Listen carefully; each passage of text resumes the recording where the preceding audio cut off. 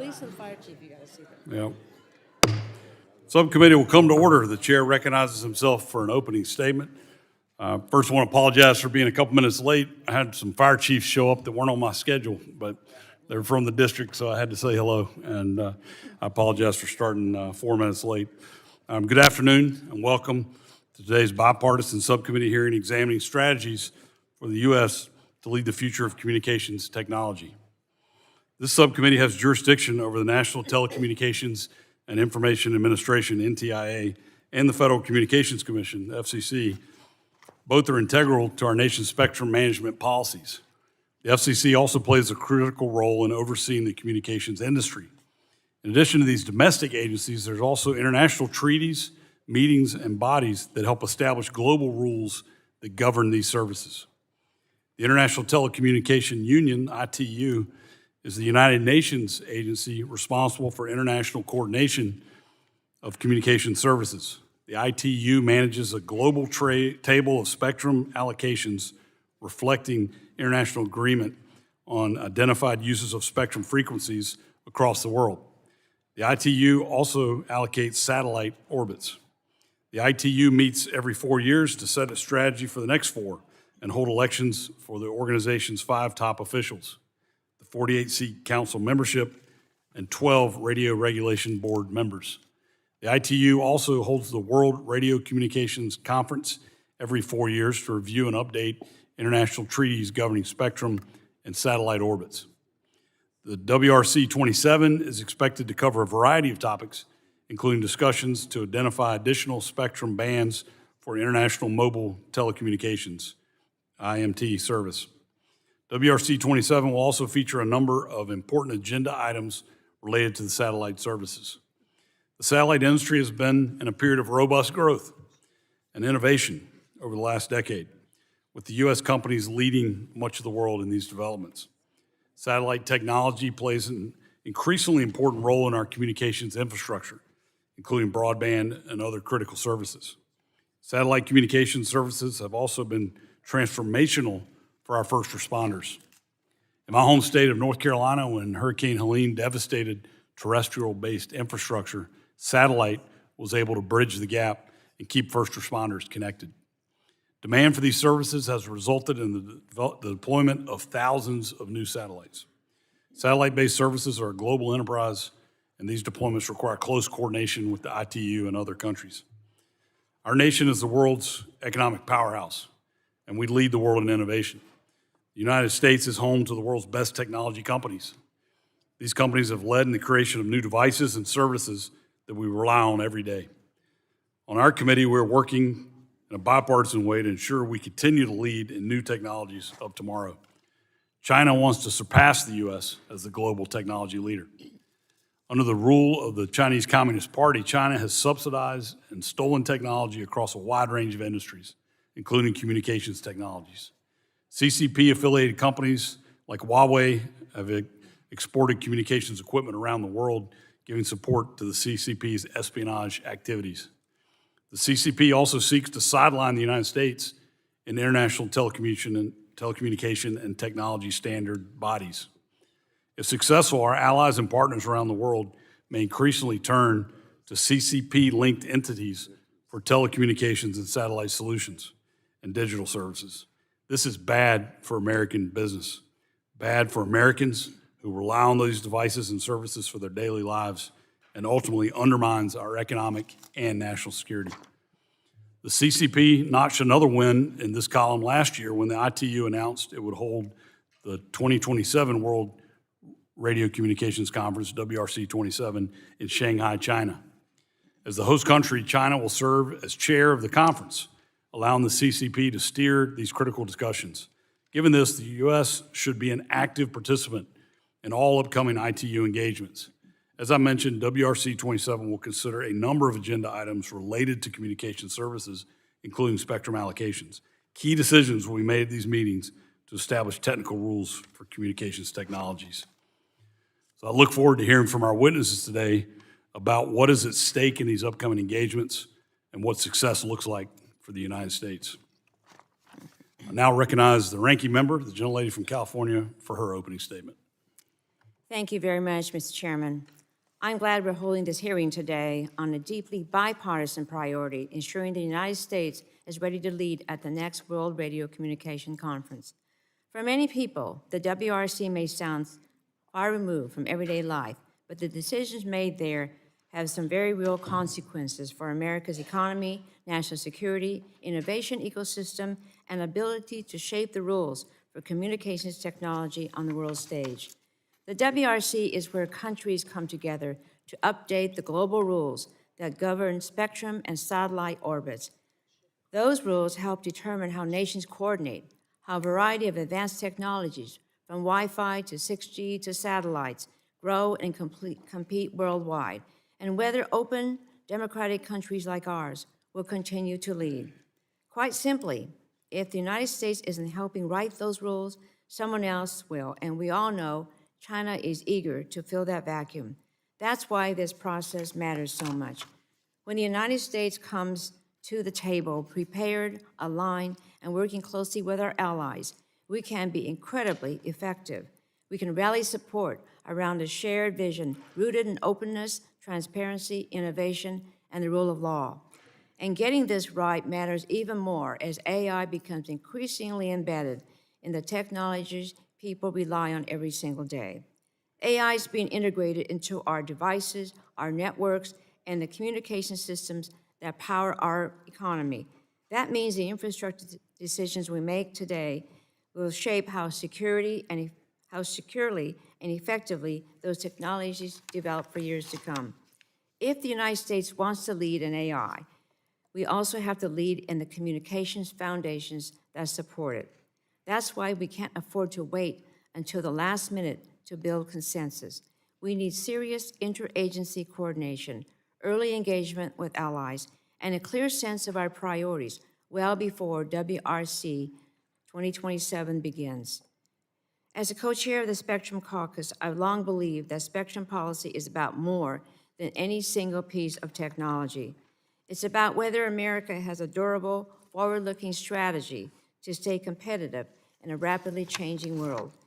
The importance of WRC discussions go beyond communications here on the ground. Satellite issues will make up 80% of the conference agenda, and America's leadership in space is one of our great strategic advantages. Our satellite companies are driving innovation, expanding connectivity, and helping define the future of global communications. We should be making sure international rules support U.S. leadership, not undermine it. To put a finer point on it, WRC 2027 will be held in Shanghai.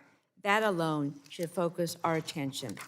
The United States can't be scrambling to catch up when China works to shape the field around us. So today, I hope we can focus on what it will take for the United States to succeed: early preparation, strong diplomacy, coordinated agenda setting, and a commitment to entering WRC 2027 with one voice. I want to thank our witnesses for being here today, and I look forward to the discussion. With that, I yield back. Thank you. I now recognize the chairman of the full committee, the gentleman from Kentucky, for 5 minutes for his opening statement. Thank you, Chairman Hudson. I appreciate you holding this important bipartisan hearing on strategies to ensure the USA leadership in communications technologies. In recent months, we've heard from previous participants and industry stakeholders about the need for strong U.S. participation in the International Telecommunications Union meetings and elections this year, as well as the 2027 World Radio Communication Conference. And this is a bipartisan hearing we're working on together. Ranking Member Pallone and I both sent together a letter to President Trump highlighting the strategic importance of U.S. participation in these forums and requesting an update on the administration's strategy for these engagements. And I can't go without my good friend, the Ranking Member, Ms. Matsui. We've worked together on spectrum for quite a bit, making sure we have that spectrum to win the battle for communications in the future. But the CCP-controlled, the Communist Party-controlled Chinese government has put significant effort into building its influence in international institutions, including the ITU. Coupled with the ITU's decision to hold the World Radio Conference 27 in Shanghai, the PRC is going into these meetings with an advantage and specific intention of boxing out American interests. Governments and industry are understandably concerned about the risk of attending the RWC. Nevertheless, U.S. participation is essential to maintain American global leadership. So I look forward to hearing from the witnesses today about what the U.S. needs to do to be successful at these upcoming international engagements, and ultimately how we maintain our competitive edge against adversaries like the Chinese. Mr. Chairman, I will yield back. Thank you. And now I recognize the gentleman from New Jersey, the ranking member, for 5 minutes for his opening statement. Thank you, Mr. Chairman. Today, the subcommittee continues its important oversight of our communications networks by ensuring that our country and communications companies are actively participating on the global stage to shape the international policies that will develop the next generation of innovative technologies, including artificial intelligence. And these global policies are decided through a United Nations agency called the International Telecommunications Union, or ITU. And this agency has done tremendous work in its 160-year-old history to ensure seamless connectivity across the world and to help connect those who are unconnected. Our ability to easily call friends and family living abroad, to use the same phone when we travel across borders, or to rely on satellite broadband in even the most remote locations is all thanks to the work of the ITU. Now, given the ITU's role in shaping global communications policy, it's critical that the United States, as one of the 194 member states, must continue to actively engage with this body. The ITU's current Secretary General, Doreen Bogdan Martin, is a very qualified American with a distinguished career at the ITU. She's also from my home county of Monmouth in New Jersey, so I'm prejudiced. She's up for re-election later this year, and we must strongly support her candidacy. Also, the ITU will hold the World Radio Communications Conference, WRC 27, next year. And during this conference, the ITU member states will make several decisions impacting both the wireless and satellite industries. Given this, both the elections and the WRC 27 are critically important, as they collectively will establish the ITU's leadership for the next 4 years and set policies that will either help or hamper America's standing in the global communications marketplace. Now, unfortunately, in recent years, we've seen our foreign adversaries, as were mentioned by my colleagues, we've seen our foreign adversaries try to use bodies like the ITU to sideline the United States and our allies by shaping global communication policy decisions to benefit their countries and their companies, like Huawei. And I suspect we'll see similar behavior during the ITU's elections this year and at the WRC 27 next year. And that's why Chairman Guthrie and I sent a letter last week to the President asking for a briefing on the administration's efforts to prepare for these upcoming engagements. The U.S. must have an agenda heading into these forums that is unified and aligned with our priorities so that we can secure our country's dominance in information and communications technology for years to come. And among other things, this agenda must support the re-election, as I said, of the Secretary General, as well as all the other Americans running for ITU leadership positions, and it matters who is in charge. And as history has shown us, early adopters and developers of technology define the marketplace. They drive innovation, and they reap economic benefits, and so we have to continue to lead. But for the United States to be successful, we have to maintain strong ties with our allies, and that's something I'm very concerned about right now, especially with the President's war in Iran. These ties are important because each country at the ITU retains one vote, will not be able to enact our agenda unless we work with other countries and gain their support. And therefore, the head of our delegation must exhibit strong diplomatic skills and identify our top objectives while also understanding where we can compromise.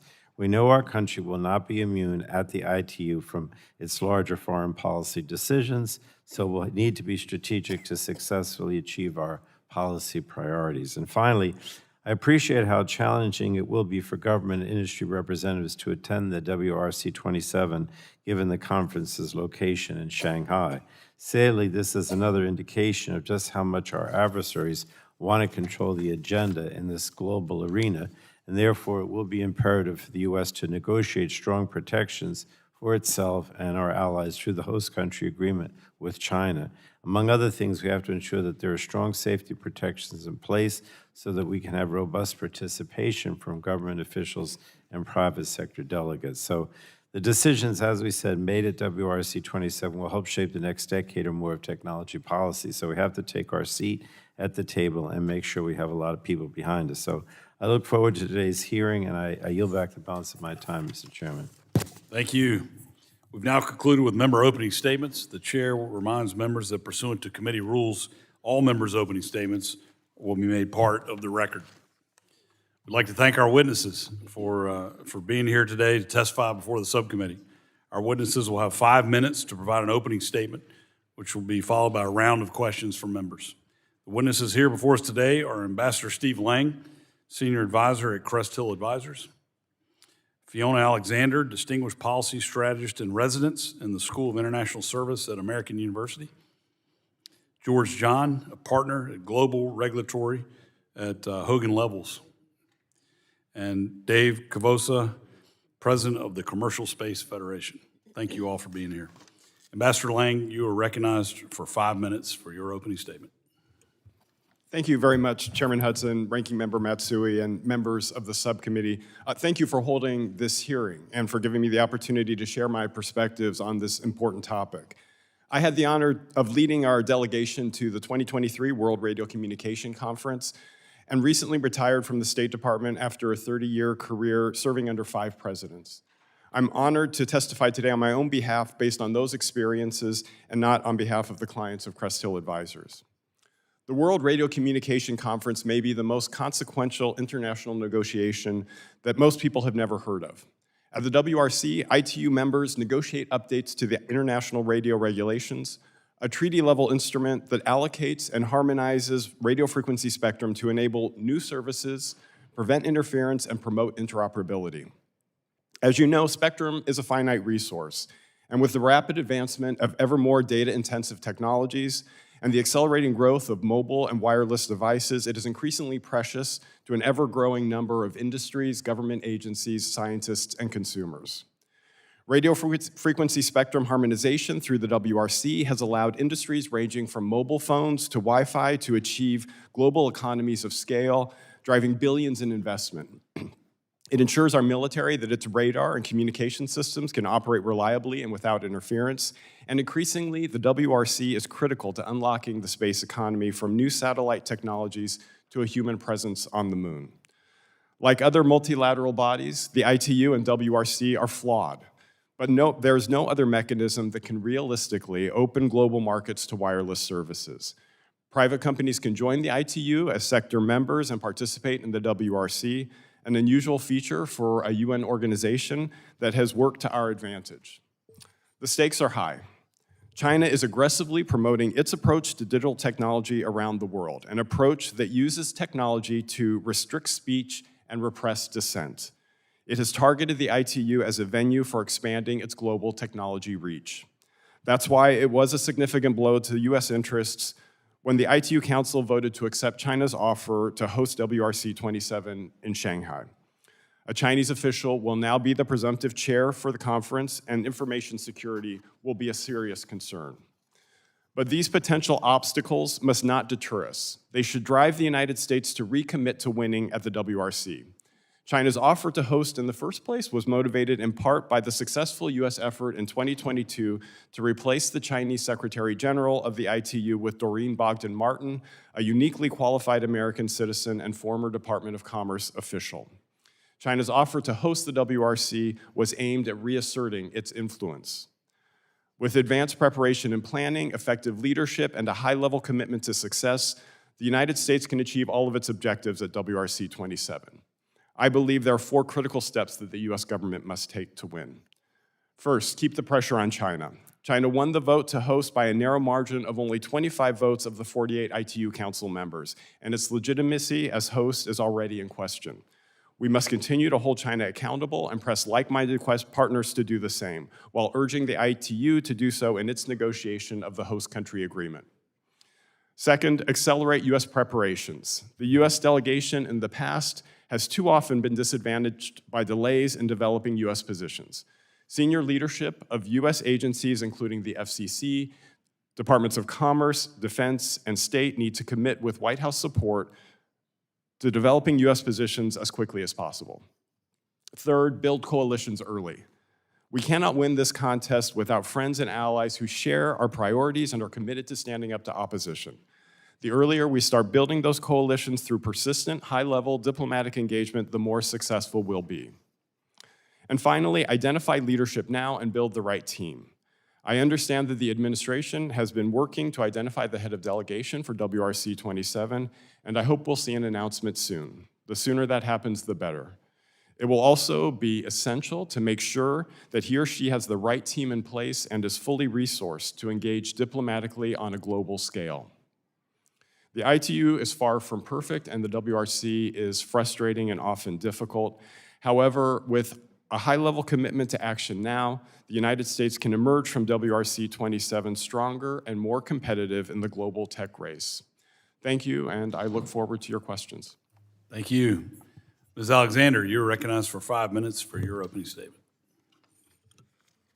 Good afternoon, Chairman Hudson, Ranking Member Matsui, and members of the committee. Thank you for the opportunity to testify today on securing U.S. leadership of communications technology. While I'm currently affiliated with American University, I previously spent nearly 20 years at NTIA, where I worked extensively on ITU matters. Imagine your typical congressional session week. You use the in-flight Wi-Fi to stay connected. Your staff sends you updates on your schedules and votes. Constituents contact your office for assistance. You do a live nationwide TV interview. And you get in your car and rely on the navigation system to get you safely to your evening's events. None of this happens without the work done at the ITU, making the ITU the most important organization most people have never heard of and an institution critical to the national and economic security of the United States. While many are focused on the 2027 World Radio Conference, given its importance to spectrum and space issues, it's equally important not to lose sight of this year's ITU plenipotentiary meeting in November. Work at the ITU is continuous. What happens at one meeting impacts the next. And one of the biggest risks to U.S. success at WRC next year is an unsuccessful plenipotentiary this year. Success at the ITU is years in the making. It requires long-term planning, endless preparation, and sustained engagement with allies. With that in mind, I offer 4 specific actions for consideration. First, assemble our team. The key to success at both meetings is strong, committed political leadership willing to take an all-hands-on-deck approach. It's encouraging that the Trump administration has nominated NTIA Deputy Assistant Secretary Adam Cassidy to be the ambassador at large for cyberspace and digital policy. His swift Senate confirmation is needed so clear policy goals can be articulated and understood by all. Additionally, appropriate resources across relevant U.S. government agencies must be secured. All agencies have lost key personnel through retirements and downsizing. Compounding this, the U.S. has constrained itself by limiting delegation size and the participation of contractors and lobbyists, something no other country does. These restrictions should be revisited if the U.S. is to truly adopt the all-hands-on-deck mentality needed to succeed. Second, have a plan. The plan needs goals that serve as North Stars and policy positions against which the U.S. can negotiate. A robust interagency process with meaningful input from U.S. industry and stakeholders must be established early so that disputes can be elevated to senior levels and thoughtful decisions made in a timely manner. When the delegation arrives on the ground, parochial agency and industry concerns must be set aside. It has to be one team, Team USA. Third, know your audience. Just as legislation requires negotiating committee processes and building co-sponsors, the ITU requires similar coalition building across regions. For the United States, this means working through CTEL, the Regional Group for the Americas. Sustained effort must go into securing regional positions and working with allies and partners. Beyond CTEL, issue-specific allies can often be found in surprising places if genuine engagement is made. Finally, play a complete game. Just as in the congressional process, if you want to be able to influence the outcome, you must have a seat at the table. In Congress, those are conference committee assignments. In the ITU, it's by submitting proposals. There's always a package deal to be made. The same as legislating, nothing is final until everything is final, and you want to be in the game until the end. Reflexively rejecting certain phrases or concepts could take us out of the conversation entirely. Successful ITU campaigns also require every country at every opportunity for support. engaging not just telecom agencies and foreign affairs departments, but defense agencies and presidential offices, in national capitals worldwide, and at embassies here in Washington. This is exactly what made our campaign for Doreen Bogdan-Martin to become the director of the ITU's Development Bureau a success. And on a personal note, Doreen's election is one of my proudest moments as a U.S. government employee. Political leadership in the first Trump administration, David Ruddle, Ajit Pai, and Rob Strayer, set aside agency differences, aligned on a common goal, divided up the world, and went to work together. That's what it'll take to secure her second term as Secretary General and for the U.S. to be successful at WRC. Thank you again for the opportunity to testify. Congressional engagement tells the world there's a strong, unified support from all quarters of the U.S. government for wins across the ITU. And I'm happy to answer any questions. Thank you. Mr. John, you're recognized for 5 minutes for your opening statement. Thank you very much. Good afternoon, Chairman Hudson, Ranking Member Matsui, and distinguished members of the subcommittee. My name is George John. As mentioned earlier, I'm a partner at a law firm called Hogan Levels in their Communications, Internet, and Media Practice Group. In addition to that, I was recently appointed as the chair of the Federal Advisory Committee over at the FCC that handles WRC matters. All that said, I am testifying in my own personal capacity today, and these are my own views. So with that context, it's important to remember what's at stake here. Every time a satellite takes a picture of the Earth, a phone or computer connects to wireless broadband, or a plane navigates safely, they all depend on the rules established at the ITU. When that framework stays clear, technically grounded, and timely, innovation scales and deployment accelerates. When it becomes outdated and fragmented, interference risks increase, equipment and manufacturing costs rise, investment slows, and strategic leverage can shift to our rivals. So that's why we have the ITU Plenipotentiary, as mentioned, and the World Radio Communication Conference to ensure that these frameworks best suit American interests now and going forward. So the Plenipotentiary is very important. It's the ITU's governance conference. It's where we're going to be selecting top leadership. We're going to be setting budgets and strategy that make very, very important outcomes for how the next cycle of the ITU will work. And in my personal belief, will be a good counterbalance to what China and others are trying to do internationally. The twin pillar to that is the WRC, and the WRC is the treaty-level rulemaking conference. That's where we're going to actually go ahead and refresh the radio regulations that allow us to operate internationally. It's where we're going to establish sharing compatibility conditions and the various procedures that manufacturers, operators, and regulators will be abiding by going forward. So the reality is that international outcomes are largely set through years of preparation, not only during final conference sessions in 2026, plenipotentiary, or 2027 at the WRC. And so I will gift you all with some recommendations as we go through our testimony today, but I want to make a few observations based off of recent ITU cycles, and three specifically. The first is the plenipotentiary and the WRC really have to be active multi-year campaigns, and much of the decisive work really needs to be completed today, not at the end of this year or not next year. The second thing is we need to prioritize outcomes that really do modernize the ITU radio regulations. And we are accommodating these evolving and emerging technologies, but we're ensuring that the incumbents are properly protected. While we're doing this, I think it's very important going forward to start actually looking at the underlying technical study assumptions that we're using in a timely manner, and making sure that those are grounded in actual sound engineering principles, and evaluating them against any of the existing interference protection criteria. And we should actually consider potentially incorporating them into our studies for this upcoming cycle to make sure that we are actually making the most efficient use of spectrum as mandated by Congress for both the FCC and NTIA, as well as our mandate at the ITU. And so if we were to use any type of new study assumptions, they would have to be grounded in technical justification as well as consensus. And the last observation is we do need sustained congressional involvement here, and I appreciate the letters that have gone out in the fall of this year, or last year, excuse me, and as well as 2 or 3 weeks ago. And in addition to that, some of this oversight would preferably be non-public. It could be in terms of roundtables or other interactions that staff might have with industry.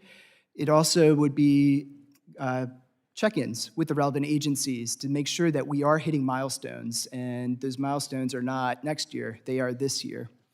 And so I thank you for the opportunity to provide this statement, and I really do appreciate the subcommittee's commitment to securing America's technological future, and I look forward to your questions. Thank you. Mr. Cavosa, you're recognized for 5 minutes for your opening statement. Thank you, Chairman Hudson, Ranking Member Matsui, Ranking Member Pallone, and members of the committee. Thank you for inviting me here today to speak on behalf of the commercial space industry and the Commercial Space Federation. While I feel like a novice or a rookie sitting at this table when it comes to the ITU, the WRC, Plentypot, CTEL, I think I'm probably one of the experts when it comes to the impact those organizations and those deliberations are going to have on the commercial space and satellite industry that I represent at CSF. CSF is the trade association representing the U.S. commercial space and satellite industry. Our members represent every sector of the space economy, including launch and reentry, remote sensing, spaceports, satellite communications, in-space research and manufacturing, commercial space stations, data centers in space, space solar power, and space situational awareness. Space companies are already providing direct-to-cell connectivity and internet service to locations difficult to reach with wired technologies throughout the world today. And soon, space solar power providers will be beaming down energy to the Earth to supplement our grid, and data centers will be moving into space to help relieve some of the energy and natural resource consumption issues we're seeing here on Earth today. Commercial space is essential for establishing a lunar base and manufacturing materials in space, and will improve life on Earth. The only limit to U.S. commercial space innovation are physics, red tape, and access to spectrum. Space services all require a pipeline of low, mid, and high band spectrum, and each band plays a unique role in satellite connectivity. In the U.S., the FCC and NTIA must manage spectrum access to promote efficient communications and continued innovation. Both are actively modernizing outdated rules and delivering spectrum abundance for satellites, and as Chairman Carr recently called it, weird space stuff. The FCC's groundbreaking deregulatory and space modernization efforts are designed to root out and replace outdated and overly restrictive rules with bold action to adopt modern, efficient spectrum sharing rules that promote U.S. companies first and foremost. CSF applauds these actions, as well as those included in the Senate's SAT Streamlining Act that supports growth in the American commercial space industry. To win in the global space race, however, regulatory innovation cannot end at the U.S. coastline. As the committee is aware, the deliberations for the WRC are critical to the future of the U.S. commercial space industry, and over 80% of this upcoming WRC agenda is focused on satellite and space issues. While many agenda items seek to modernize outdated and overprotective rules, incumbents and foreign adversaries are seeking to block reforms and impose new harmful restrictions. It is essential that America has a strong, unified voice for the WRC, and this is supported by a recent Trump administration executive order on space superiority that includes a priority to, quote, demonstrate spectrum leadership across space applications to promote United States technology competitiveness, spectrum management efficiency, and global market access. Congress has repeatedly directed U.S. agencies to promote American innovation and efficient communication both domestically and abroad. And to fulfill their mandates, the FCC and NTIA must take a first principles approach to WRC. CSF urges the entire U.S. delegation to adopt positions that reflect the following key principles. Number one, requiring WRC 27 preparatory studies to reflect modern capabilities, real-world assumptions, and sound engineering. Number two, modernizing or removing outdated, inefficient, and overprotective interference protection criteria. And number three, enabling us to provide to rapidly innovate, deploy, and compete by promoting global harmonization of innovative U.S. spectrum sharing frameworks. I have included CSF-specific consensus recommendations in our written testimony, but I want to conclude by summarizing the stakes involved. A strong pro-innovation U.S. strategy at the ITU is necessary as our international competitors, particularly China, are working to advance their own space capabilities to compete with the United States.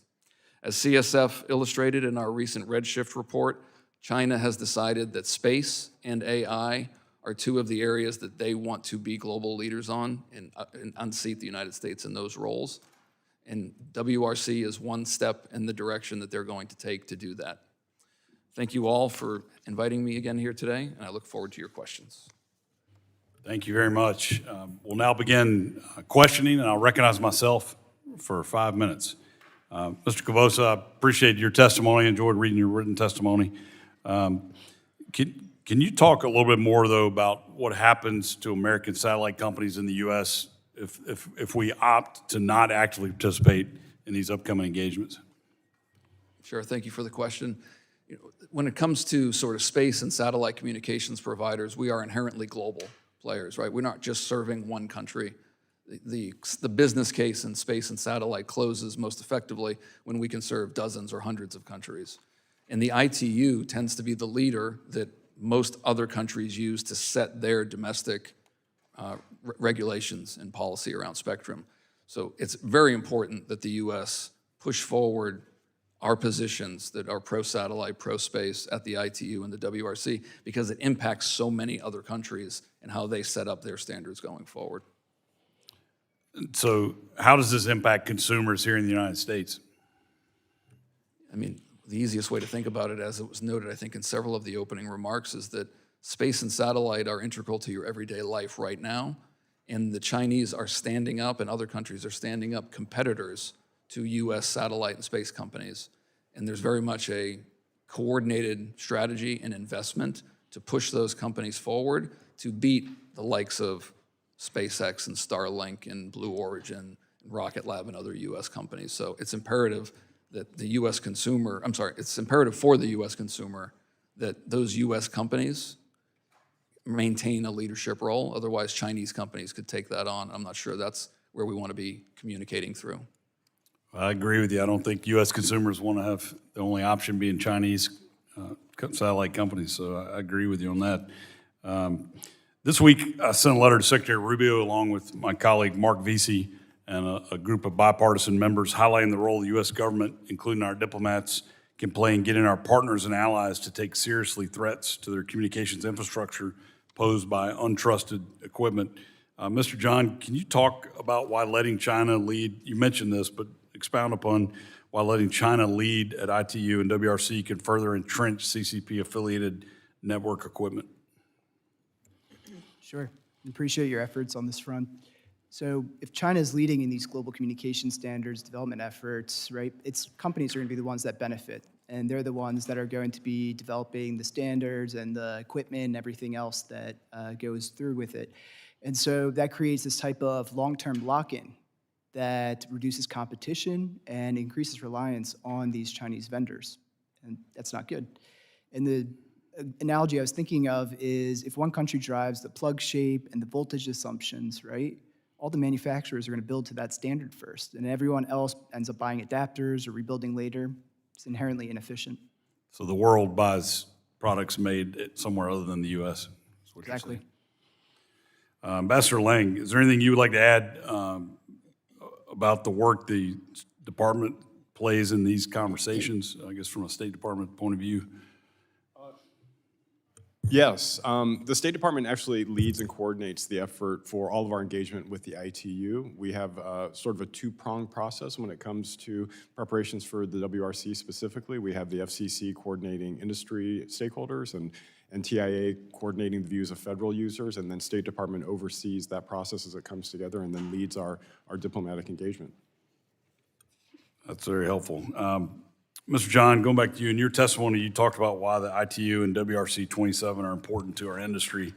Can you drill down, talk about how this impacts Americans in their daily lives? I think we've all kind of touched on this in your testimony, but if you're an American sitting home watching this hearing, what's the bottom line for you if we don't participate, if we allow CCP to write policy and dominate these conferences? What we'll see is less innovation, less competition, higher prices for consumers, and all that is a no-go. It all sounds bad to me. Thank you very much. I will now recognize our ranking member on the subcommittee, Ms. Matsui, for 5 minutes for your questions. Thank you very much, Mr. Chairman. Shanghai hosting WRC 27 creates real challenges.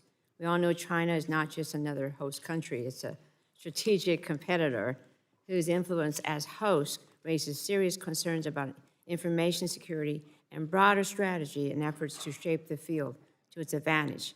Ambassador Lang, how can the United States most effectively hold China accountable in its management of the conference? Thank you very much for that question. I think it's a very important one. The United States, first of all, we need to work with the ITU as it negotiates the host country agreement and make sure that that agreement includes every kind of guarantee that we can possibly think of that we might need. As we go into the conference, the delegation will need to be aggressive and persistent in making sure that it's in every conversation, every consequential conversation that's taking place in the conference, and that it's not shut out of any negotiating sessions. I think that we will want to make sure that we're using the steering committee for the conference. There is a steering committee that works with the chairman to oversee that. Traditionally, the United States has been a member of that steering committee. We want to make sure that we're on it again, and that we work closely with our allies and partners throughout this process to make sure they're delivering the same message about their concerns. We need to make sure we're keeping a close eye on China. We need to have our legal advisor there on the ground and keep in touch with the ITU and its legal advisor, and basically just be on top of China the whole time. So it's a lot of preparation and management, right? Okay. For the United States to succeed at WRC, we need trusted partners, we need regional support, and we need to build those relationships long before the conference begins. Ms. Alexander, from your experience, what does effective coalition building actually look like? And where should the U.S. be investing its diplomatic energy right now? Microphone, yeah, thanks. Sorry. There you go. Sorry. Thank you very much for the question and the opportunity to answer. From my experience in doing this, it's all the hard work that we've been talking about. It's showing up, it's making your decisions on priorities, it's engaging with your friends and allies, it's finding partnerships where you can find them. I'll tell you, for my team and my staff, not just for ITU treaty conferences, but for every international organization that we participate in, every meeting, small or big, my staff had a call sheet, and they had to call people ahead of the meeting and understand, where are you, what's important for you this meeting. And a lot of times issues that mattered to friends and allies weren't top of mind for us, but we could find ways to work with them. So it's important that the staff and the teams do that now and do that quickly. In the context of where is it important to prioritize, obviously for the ITU, CTEL is critical because we do submit proposals through that regional group. But we're also running for election at Plenty Pot, and we're running Doreen for ITU Secretary General, we're running Jennifer Warren for Radio Regulations Board, and we're running for a seat on the ITU Council. So that means the United States has to engage everyone, everywhere, because the voting in the ITU is through a paper ballot, through a box that comes from Geneva, and you deliver your paper ballot in a clear box. You get called up country by country in French alphabetical order. So you have to put in the work to get these election results. Okay. So you have to talk to everyone, and you need to do it now. Okay, there's a lot of personal engagements. Okay. I've long believed that the United States government needs to speak with one voice on spectrum policy. If we fail to do that going to WRC 27, we risk undercutting our own advocacy, weakening our ability to build coalitions, and giving China more room to shape the outcome. Ambassador Lang, where do you see the biggest choke points in the United States interagency process today? And what would you recommend to ensure we're developing positions early enough to be effective abroad? Thank you very much for the question. I think that our system actually has a lot of strengths. It has robust stakeholder input, which I think is to our advantage. The problem is that it can be slow, and that especially when we get to tough issues, it can take more time to resolve them. So I think what's important is to identify what are those tough issues that are going to be difficult to reconcile, make sure they get elevated to higher levels quickly, and that they get senior level attention at our agencies, and that they prioritize sorting them out as quickly as possible. Okay. Quickly, Mr. Cavosa, I know I don't have much time here, but your testimony links satellite modernization to next generation wireless, including direct-to-device communications to reach people in emergencies. How should the United States approach WRC in a way that supports both our ground-based wireless technologies and our commercial space leadership, rather than forcing these priorities into separate silos? And I think 14 seconds. In 12 seconds, You have time to answer. Go. Okay. Okay. Positions that are focused on administration policy, sound engineering, reflect modern technologies that have been introduced, and real-world assumptions.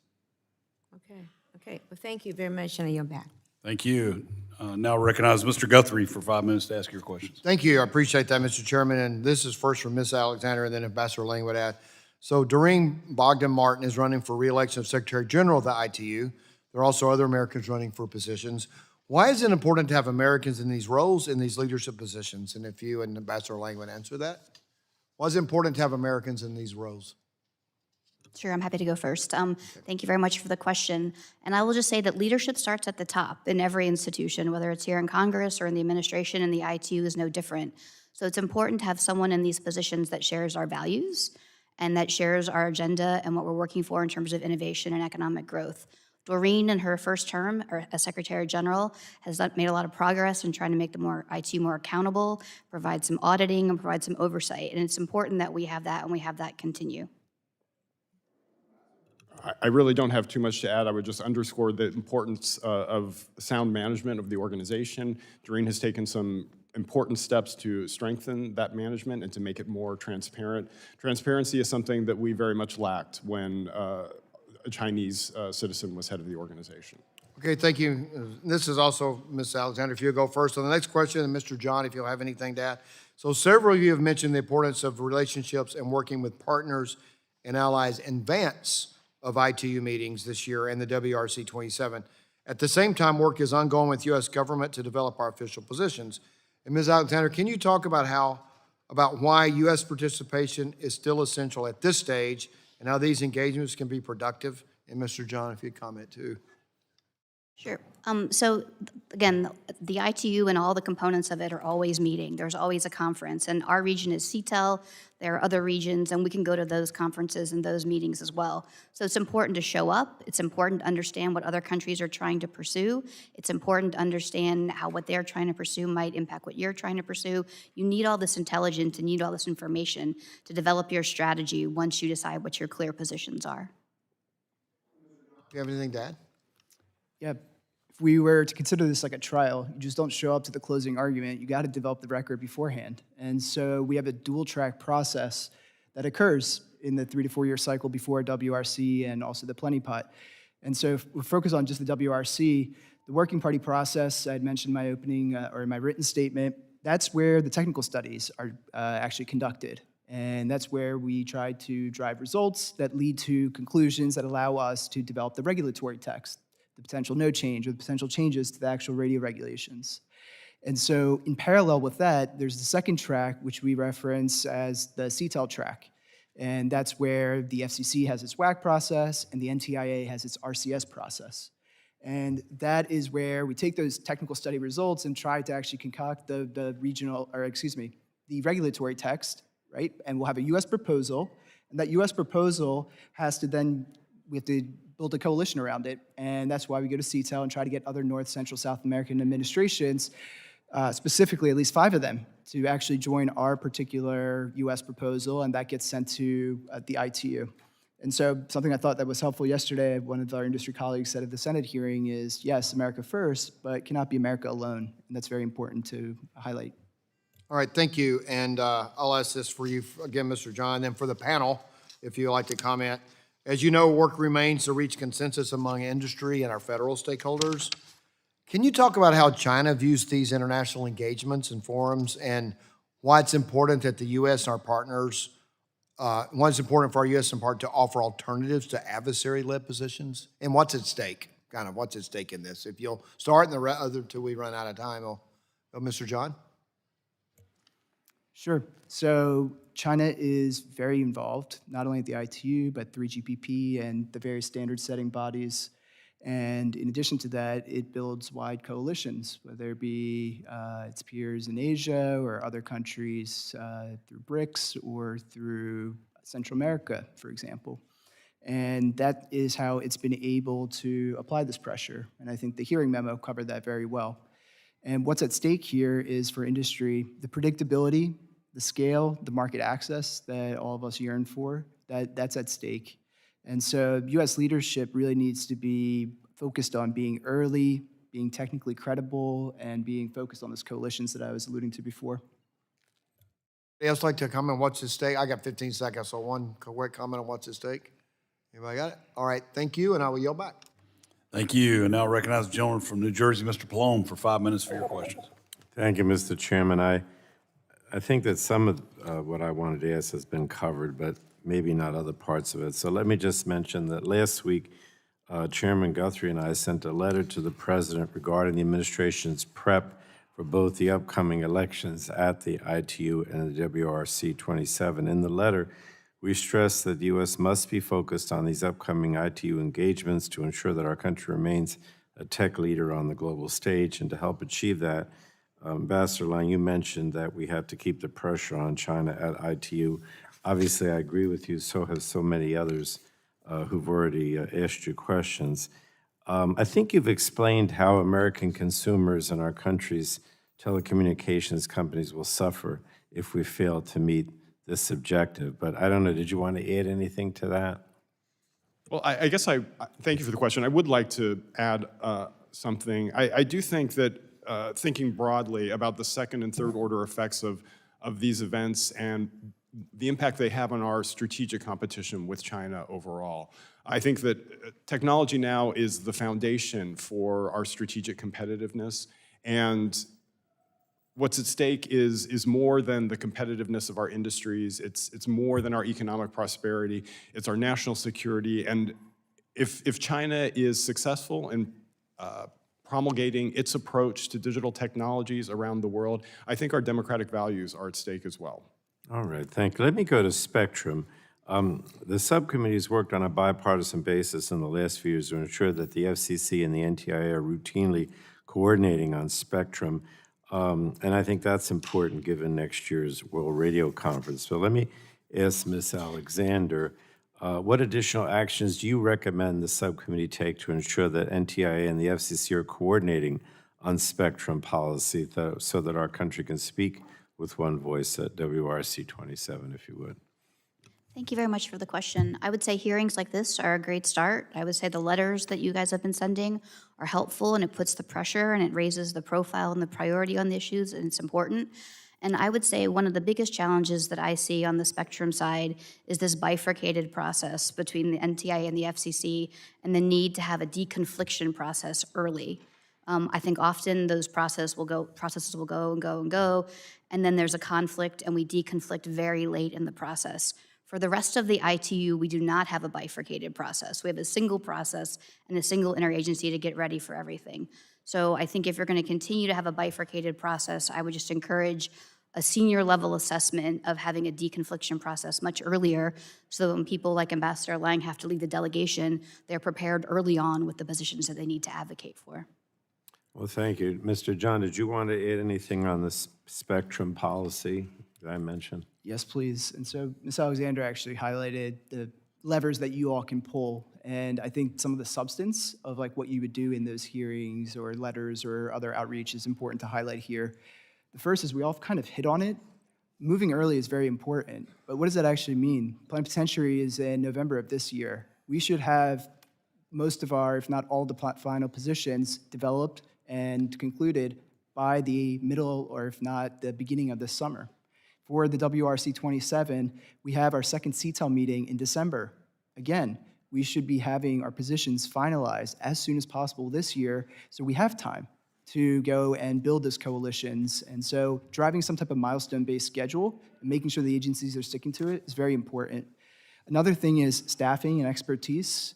Like, these folks at the agencies, they're very good, but they're overwhelmed with the amount of work. And so we want to make sure that they are properly staffed and they have the wherewithal to be able to participate in all these different processes that are ongoing simultaneously. Another thing that you had highlighted was the bifurcation of the FCC and NTIA in some of these processes. And one thing that I've observed and talked to some of the folks that have been doing this for a while is the RCS process with the NTIA, it happens in a closed room and FCC is an observer to it. And each of the members are allowed to bring an observer or two, as long as they're disclosed at the beginning of the meeting. And so perhaps a simple change is the FCC is allowed to bring a couple of its constituents to the meeting and they observe, so they can actually hear what's happening and they can try to actually address these issues in the other forum. And in the FCC WAC process, the NTIA folks and its stakeholders are actually able to be observers in our process. And what we need to do is obviously develop these positions where we have non-reconcilable or non-consensus positions. We need to identify those issues very early, as I think Mr. Lang was saying. And so we need to identify those, we need to escalate them early, and if there are trade-offs that need to be made, we need to take a step back. It doesn't need to be a zero-sum game all the time. Why don't we look at, for example, the FCC spectrum management principles that established a couple years ago, right? There's always going to be a little bit of interference. There are responsibilities that both the transmitter and the receiver have to take, and all of these studies need to be grounded in some type of sound engineering. And so those are the different things that we need to be keeping in mind when we talk about substance. Thank you, Mr. Chairman. Thank you. Chair now recognizes the Vice Chair of the Subcommittee, Mr. Allen, for 5 minutes for your questions. Thank you, Chairman Hudson, for holding this hearing on the importance of U.S. preparation and participation in the World Radio Communication Conference. And I thank all the witnesses for being here and testifying. Ambassador Lane, can you talk us through the Department of State's role in leading the delegation, how they work with other federal agencies, including NTIA and the FCC, to ensure that the U.S. is adequately prepared for WRC? And then what role should Congress play in that process? Thank you very much for the question. It's an important one. The State Department oversees the process overall. It is a continuing process. Immediately after the preceding WRC, the process begins to prepare studies and inputs for the next WRC. So there are a series of global ITU meetings in preparation, and we have an internal process that continues throughout the 4-year cycle. The State Department, as I mentioned, oversees bringing the two tracks together, led by FCC and NTIA. I think we have great teams in all of those agencies who have worked together very closely for quite some time. The State Department, the head of delegation for the WRC, is the final decider on a lot of those issues. And I think Congress has an important role to play. You're raising attention to this important topic, I think, is very helpful. Okay. But I think this year we need to be mindful of resources as well. The teams need to be resourced both in terms of personnel, and Ms. Alexander highlighted some of those needs, but they'll also need resources to be able to engage effectively diplomatically. There is a lot of travel that needs to take place in the months and years preceding the conference that is costly. And then we should also be creative about other types of diplomatic engagement. There's been some discussion of the potential for a Spectrum Summit hosted in the United States that could bring parties together and look for areas of common ground and build coalitions. We should consider things like providing training to regulators who will be participating in the conference. So there are a number of different resource implications that Congress should be aware of. Ms. Alexander, if the U.S. were to reduce its engagement at the conference, what countries are most likely going to fill that vacuum, and what are the national security implications associated with their increased influence? Thank you very much for the question. And I'll just observe in my 20 years of doing ITU work, what I've seen is a marked engagement of Asian countries, in particular China. So in some cases, when the U.S. or U.S. companies don't come, China comes, and China comes even more. And I think that will happen in this case as well. If we were not there and we don't show up, they will, and they'll show up in big numbers, and that will be bad for national security in the long run for us. Thank you. Mr. John, do you have anything to add to that question? Could you repeat that? Yes, I'll repeat. If the U.S. were to reduce its engagement at the conference, what countries are most likely going to fill the vacuum, and what are the national security implications associated with that increased influence? I don't have anything. Don't have any? Okay. On a similar note, the next WRC will be held in Shanghai, China. Several of you mentioned in your testimony that the location of the conference raises broader geopolitical and security considerations. Mr. John, how is industry thinking about its participation in Shanghai? Are companies still planning to participate? Great question. So security, access, operational feasibility are the things that they're considering. So think about use of VPNs, or what kind of currency am I going to be using? Am I going to be surveilled? Will I have easy entry and exit opportunities?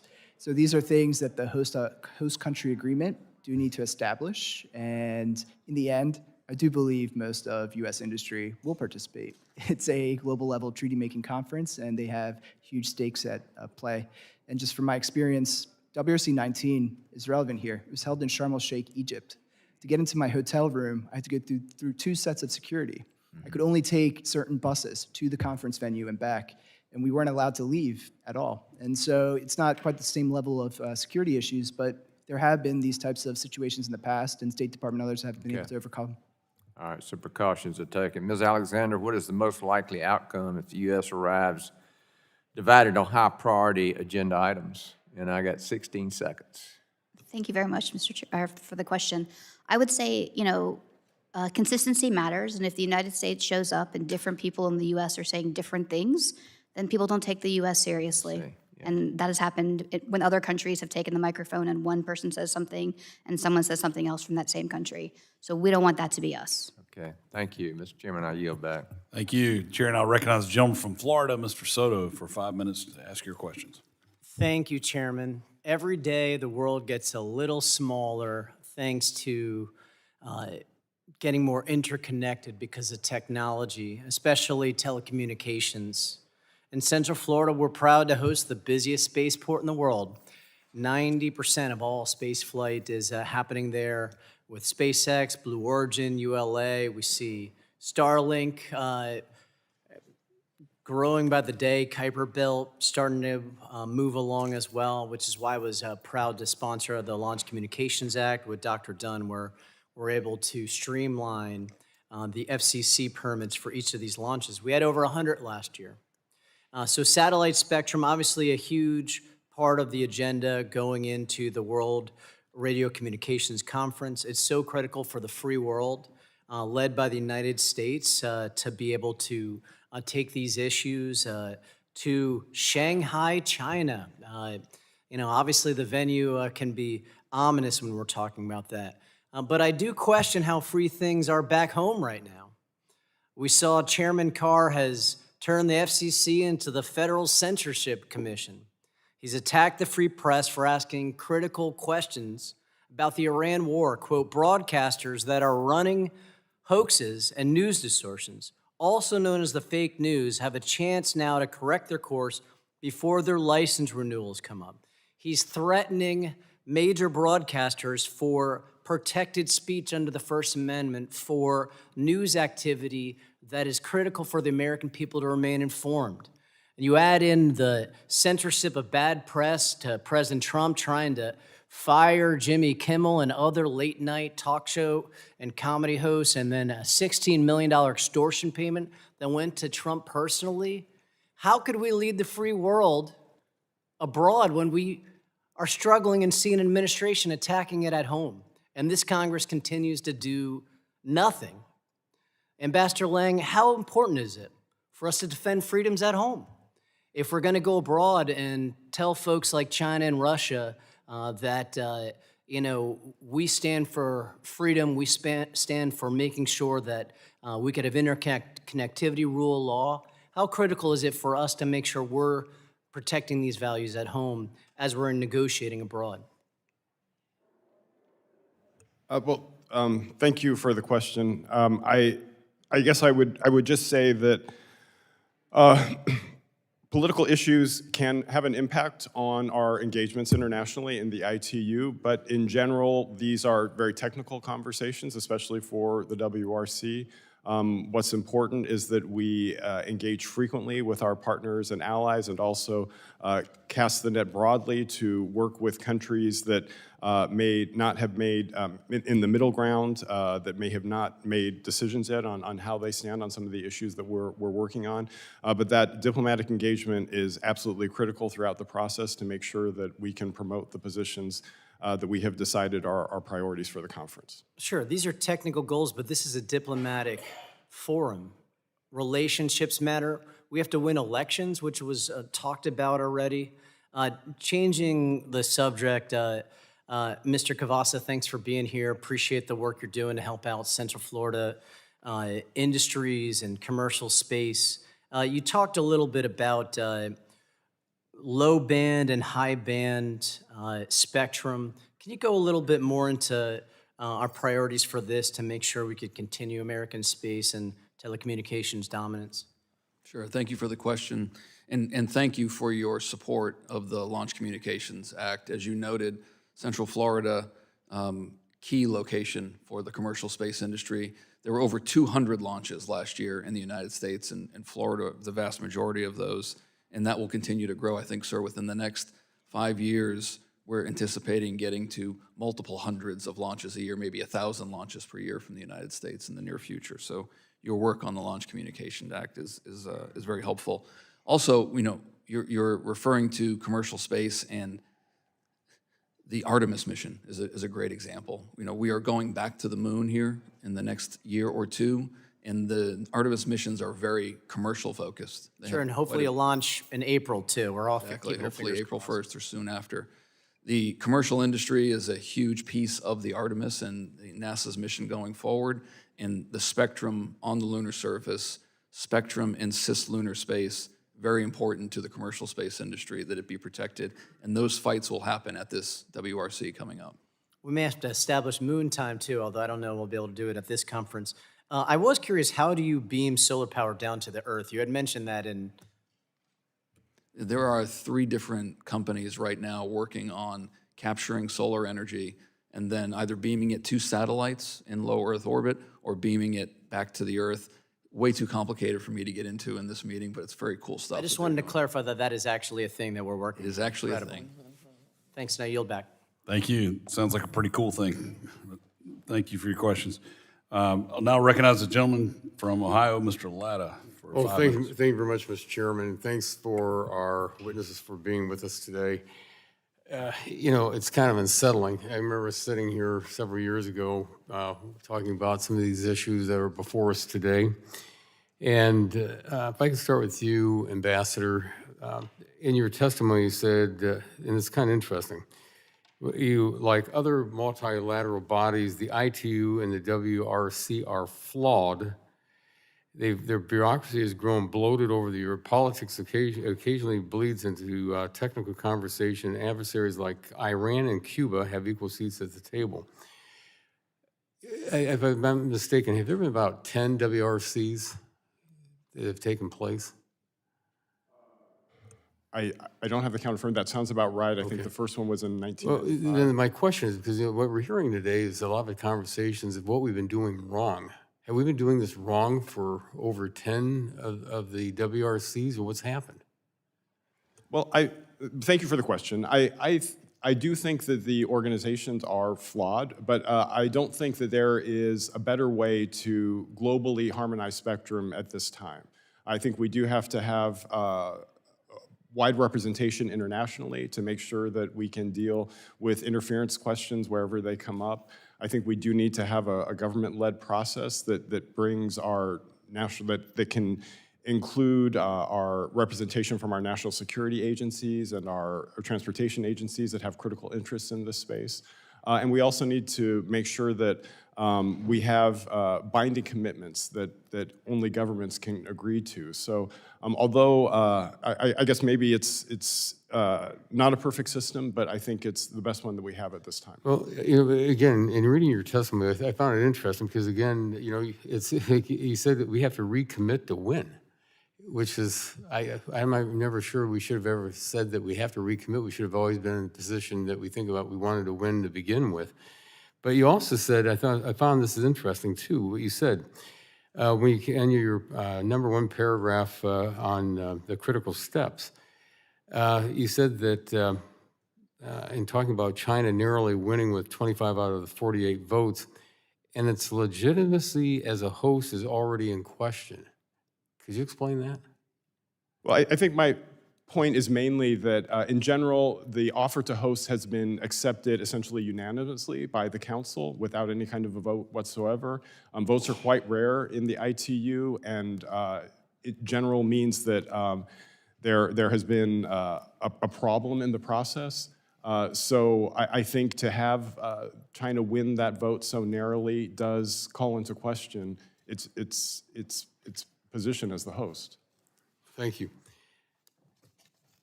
If I could turn to you, Mr. Cavosa. Again, I find your testimony interesting too, because that we all know that everything's changing out there at breakneck speed. We can't look at things that happened yesterday. The great thing about serving on this committee, should be looking over the horizon 5 to 10 years, because that's where the innovators and the entrepreneurs are out there. And I think that if you could, talking about U.S. positions in the past, because you say a strong pro-innovation U.S. strategy at the ITU is especially necessary as our international competitors, particularly the CCP, I'm going to read it down, advance their own space capabilities. Are we doing enough? And what should Congress be doing to help you and to help as we go there? Well, we're not doing enough, but hearings like this are a step in the right direction. Obviously, there was a hearing on the Senate side yesterday as well on this topic. But what we see, sir, is that at the end of the day, the administration has come out very aggressively in support of a national policy and support around satellite communications and space and driving this country forward. We want to see that reflect in the U.S. delegation's approach to the ITU. And this committee talking about that issue and bringing it up and sending letters is a great step in the right direction, sir. Okay, thank you. And Ms. Alexander, my last 29 seconds, are we, as you're looking at what's happening right now, are we prepared? Thank you for the question. I think we're never fully prepared because we're always preparing. You have to always do the work. You have to show up. We're always doing something. And I think one of the things that I've observed over the years, and your question that you asked Ambassador Lang, I think we have succeeded in the United States, or in the ITU over the last 20 years. Doreen's election, both to the development sector and as the first woman to ever run this institution, is a testament to the work that we've done to make this happen. But we have to keep at it. Nothing is a given. You have to show up. You have to do the work. You have to keep fighting. Just because you win once doesn't mean you win the next time. You always have to do everything, and you always have to put in the hard work. Oh, thank you. My time has expired, and I yield back, Mr. Chairman. Thank you. Chair now recognizes the representative from New York, Ms. Clark, for 5 minutes to ask your questions. Good afternoon, and thank you, Chairman Hudson and Ranking Member Matsui, for holding this important hearing. And thank you to our panel of witnesses for joining us today. The work of the International Telecommunication Union, ITU, may not always make headlines, but the decisions made by this body help power our daily lives and technologies we use, including wireless networks and satellite systems. Simply put, what happens at the ITU, including their upcoming World Radio Communication Conference, the WRC 27, will help determine who writes the rules for the next generation of global communications technologies. At first glance, discussions about spectrum allocation and satellite coordination at the WRC 27 may seem highly technical, but the reality is that these decisions have direct daily consequences for the American people that can affect the cost of your wireless bill, the speed and reliability of your internet connection, whether you have in-flight Wi-Fi and it works, whether first responders can communicate during crises, and whether underserved communities, both here at home and globally, can access the digital economy. As we approach WRC 27, we must be clear about what it will take to succeed under a one country, one vote system, diplomacy coalition building, technical credibility, and sustained engagement. The U.S. delegation must show up unified across agencies, prepared with clear priorities and ready to lead. That leadership starts at the top. It is critically important that we support the re-election of Secretary General Doreen Bogdan-Martin. Her continued leadership is essential to furthering our interests, and we, at a moment when having a leader who understands both the technical and diplomatic dimensions, as Secretary General Bogdan-Martin does, is more important than ever. At a time when other nations are actively working to shape the rules of the road in ways that may not align with our interests or values, we cannot afford to retreat. We must strengthen alliances, engage developing nations, and ensure global frameworks remain open, interoperable, and innovation-driven. To do this, we must ensure that here at home, we are resolving interagency differences, fully resourcing our delegation and engaging industry and technical experts. If we can move on one accord and prepare correctly, we can lower costs for consumers, expand access to connectivity, strengthen U.S. innovation, and ensure that the global communications ecosystem reflects our values. If, however, we get it wrong, we seek ceding that leadership, and the consequences will be felt directly by American households and businesses alike. I think that sums up what I've heard from you all today. So my question, Ambassador Lang, given your experience in this space, is what does effective coalition building actually look like on the ground? Are we doing enough today to build those relationships? And what do you see as the biggest gap in our current diplomatic engagement?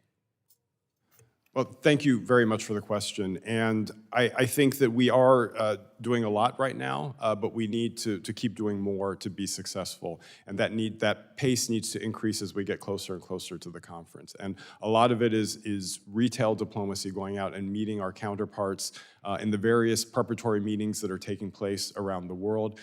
We need to make sure that senior level U.S. officials are brought into the process as well and able to engage with their counterparts. And another important part of this, as Ms. Alexander mentioned earlier, is we need to listen to our counterparts and hear from them on what their priorities are and look for places where there are common ground and that we can work together. Very well. I hope that that is happening. Yeah, I really, really do. I don't want to be cynical, but I think that, we have got to see ourselves as one team to make this really, really happen. And anything short of that, we lose. We have to make that clear to everyone. Anything short of that, from the White House to the Congress, we lose. With that, Mr. Chairman, I yield back the balance of my time. Thank you very much. The chair now recognizes the gentleman from Idaho, Mr. Fulcher, for 5 minutes to ask your questions. Thank you, Mr. Chairman, to the panel for being here and for your input. Appreciate you so much. And I too have some concerns that I'd just like to flesh out a little bit with you. Ms. Alexander, in your testimony, you mentioned that the U.S. is ITU's largest contributor. I think it was in the neighborhood of about 14 million. Do you have any idea how much China sources would contribute, and perhaps maybe who rounds out the top 5 if you know that information? Thank you for the question. I don't know that I have the specifics offhand anymore. Ambassador Lang may remember more specifically than me. The $14 million that we pay to the ITU a year is a self-assessed contribution. We decide how much to give the ITU, just like every country decides how much they give. We're the largest contributor at $14 million a year with the current currency conversion, and that's about 7% of the ITU's budget. I think the traditional other large donors historically had been Canada, France, Japan, Germany, but over the years, those countries have slowly reduced their contributions. I think it's just the U.S. at 35 units. The Chinese government was never a large donor. They've always been a smaller donor. You can also give money to the ITU through what are called voluntary contributions, which are directed contributions for specific activities, and I believe some countries have gone that route versus contributing to the general budget. Does the amount that a country contributes tend to have an impact on its influence with the ITU? Not under the rules of procedure, but obviously, sure, it definitely matters if you're the person that, gives a lot of money to the institution and you have a sway. What matters, though, is showing up informed, showing up educated, and showing up knowing the rules of procedure to know how to make the institution work for you. Sounds like a good E&C committee member, by the way. I was always reminded over the years that my job at NTI was very similar to your job up here. So. I don't know. Mr. Lang, you have any comments on that subject matter? I think Ms. Alexander has summed things up very well. Thanks. Okay. Mr. Lang, in your testimony, you note the ITU's bureaucracy has grown bloated. It was that quote, over politics occasionally leading to technical conversations. Adversaries like Iran and Cuba have seats at the table. Do you foresee at the WRC 27, do you think Iran and Cuba are going to have seats at the table? Yes, in all likelihood, they will be there and will be in the negotiations. You list 4 critical steps for the U.S. government to win.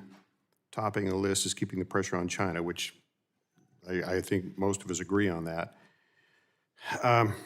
Take a minute, if you would, and with holding China accountable as kind of the pretext of this question, can you describe like a worst case, best case? Best case if we hold them accountable, worst case if we don't, what happens? Best case, worst case. Well, I think the worst case we need to prepare for is that China would structure the informal conversations that take place on the side of the conference in such a way that the U.S. would not have a seat at the table, and that at some point the U.S. would be presented with something that other parties were looking at as an agreed consensus, and that we would be pressured to accept. So I think what's important is for us to make sure that we have a seat at the table in every single conversation that takes place. That's a worst case. What's a best case? Best case is that they actually conduct it in a transparent and fair manner. I think that they will be under a lot of pressure. They will want this conference to be viewed as a success widely. So I think there is reason to think that they will want to have a successful conference that is viewed favorably. Got another minute. If anyone else on the panel wants to weigh in on that, I'm open to it. If not, I'll yield. But anyone else? Okay, Mr. Chairman, with that, I yield.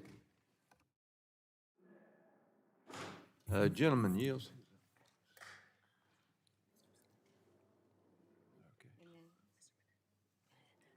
Okay, Mr. Menendez, you're recognized for 5 minutes for your questioning. Thank you, Chairman. Every 4 years, the International Telecommunication Union convenes the World Radio Communication Conference so that stakeholders from around the world can harmonize spectrum for wireless and satellite uses. While the WRC is an event only a selected group of policy experts are involved in, its work has a direct daily impact on how Americans communicate. Our district has a high concentration of critical infrastructure and is home to a diverse population, including many residents born outside the United States. This makes the WRC's work to support trusted suppliers, expand access to connectivity, and enable seamless international wireless communication vital to the communities I have the privilege of representing. We've heard today about the importance of the United States entering the WRC with a strong, unified message to support America's edge over China and promote our national economic and security interests. Doing so will benefit all American families. Ambassador Lang, just yes or no, is collaboration with our global partners at the WRC to support trusted suppliers important for protecting Americans living in areas with extensive critical infrastructure?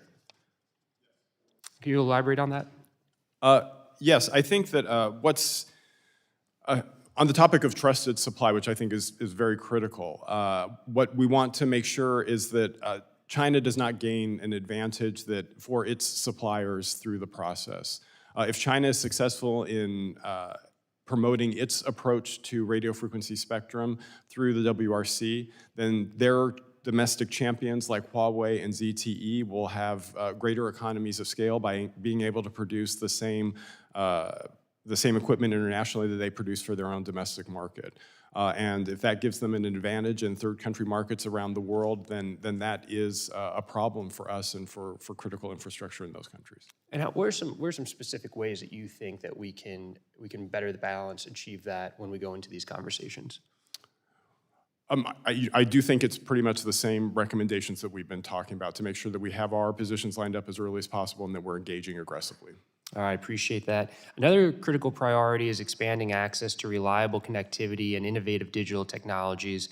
Mr. John, just yes or no, will the WRC's work to make more spectrum available for wireless and satellite uses help close the digital divide by ensuring that all people have access to connectivity and digital technologies? Yes. Thank you. Mr. John, in a few words, how can the United States advance policies at next year's WRC that ensures all American families have equitable access to connectivity and digital technologies? Connectivity comes in all forms and colors. We have different agenda items that are highlighting mobile broadband as well as the converged mobile and satellite types of connectivity.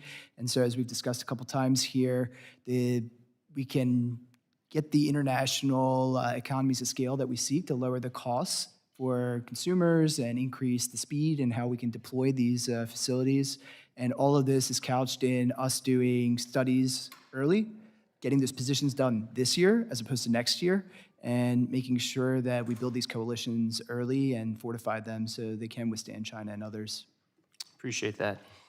Seamless and reliable international communication is critical for the communities I represent. This will be on full display when thousands of fans from around the world travel to New Jersey for the FIFA World Cup finals this summer. Ensuring that these fans can stay connected to family and friends will be essential, not only for convenience, but also for accessing critical services, including public safety. Ms. Alexander, in a few words, as fans from around the world travel to the U.S. for the FIFA World Cup this summer, how do international spectrum decisions made through the WRC process support reliable connectivity and interoperability for international visitors to the U.S.? Thank you very much for the question. And we've come a long way since my first international trip for work, where I was given a government device, which I'm pretty sure was a BlackBerry, that did not work when we were in Japan.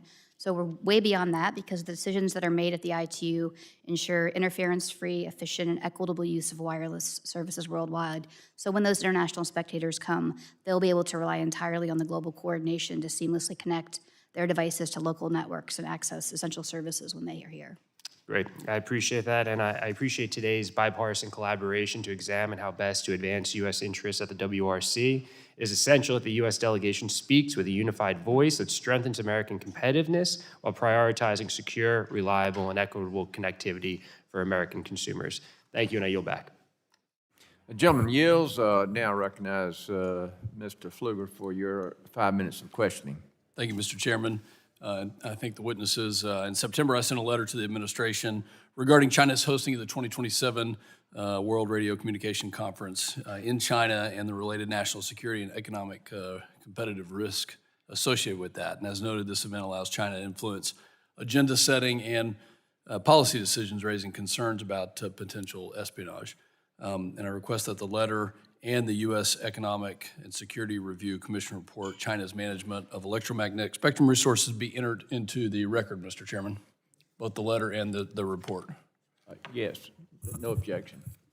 The report highlights that one of China's four main spectrum objectives is to promote the adoption of Chinese standards for electromagnetic spectrum management at international organizations, and I've been working on legislation to promote the U.S. participation in priority international standard-setting bodies and to grant the Secretary of State authority to withhold funds from organizations led by adversaries. While this bill focuses heavily on government-led participation, it is important to recognize that private industry-led bodies such as 3GPP and IEEE are equally considered for U.S. technological competitiveness. And furthermore, we know that China subsidizes its industry's participation in those bodies through state-backed companies like Huawei and ZTE. Mr. Lang, I'll start with you. Does the current U.S. approach adequately address that gap, and is there a role for Congress in leveling that playing field? Well, thank you for the question. I think this is a very important topic, and I do think that when I left government in the State Department, we had increased the level of attention that we were paying to those standards bodies such as 3GPP and IEEE. I do think that there's more work that can be done there, that the United States can be more effective in encouraging industry participation and in facilitating communication and coordination among our participants. I think we don't want to replicate China's model, but I think we can learn from what they have done in some of the standard bodies. Well, I appreciate that. You kind of alluded a little bit to it, but do you think that the legislation actually reaches into private standards, well enough? Are there revisions, things that you would do? I mean, what's your assessment of the provision? How would you address it in that aspect? Or governmental versus non-governmental, if I will. Well, Thank you. I guess I would just say that I do think that there is room for the U.S. government to be more proactive in terms of working with industry to make sure that U.S. strategic interests are protected in industry-led standards bodies such as 3GPP and IEEE. Okay, thank you. The United States obviously is the largest financial contributor to the UN, and yet adversaries have systematically secured leadership positions in these organizations that are funded by American taxpayers. In addition, the legislation that I'm discussing authorizes the Secretary of State to withhold contributions from any standards body chaired by a national, by someone of a foreign adversary or state sponsor of terrorism. And this provision is intended as a leverage tool, not a withdrawal strategy.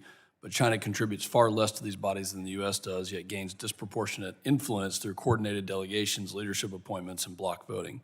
Ms. Alexander, I'll point to you in this. In your experience engaging with the ITU, do you believe that a credible and legally available threat of withholding U.S. contributions would meaningfully strengthen the hand of U.S. diplomats in leadership elections? Thank you very much for the question. I think it's hard to answer that specifically because each institution is very different, right? The ITU is an intergovernmental institution that allows private sector members. 3GPP, IETF, other institutions work differently. I don't think withholding funds necessarily gives leverage to better outcomes for the United States. What I think wins the United States is being prepared.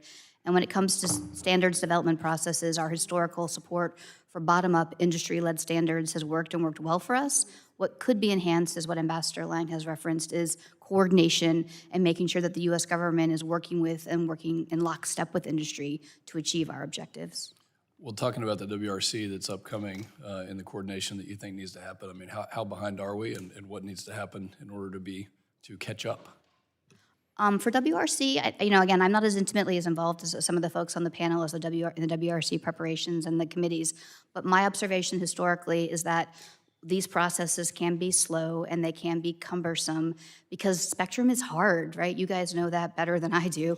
And it's hard to sometimes deconflict and resolve these competing priorities, but that needs to happen and needs to happen faster for us to be effective in these environments. Thank you, Mr. Chairman. Yield back. The gentleman yields, and now I recognize Representative Rose for his 5 minutes, for his 5 minutes of questioning.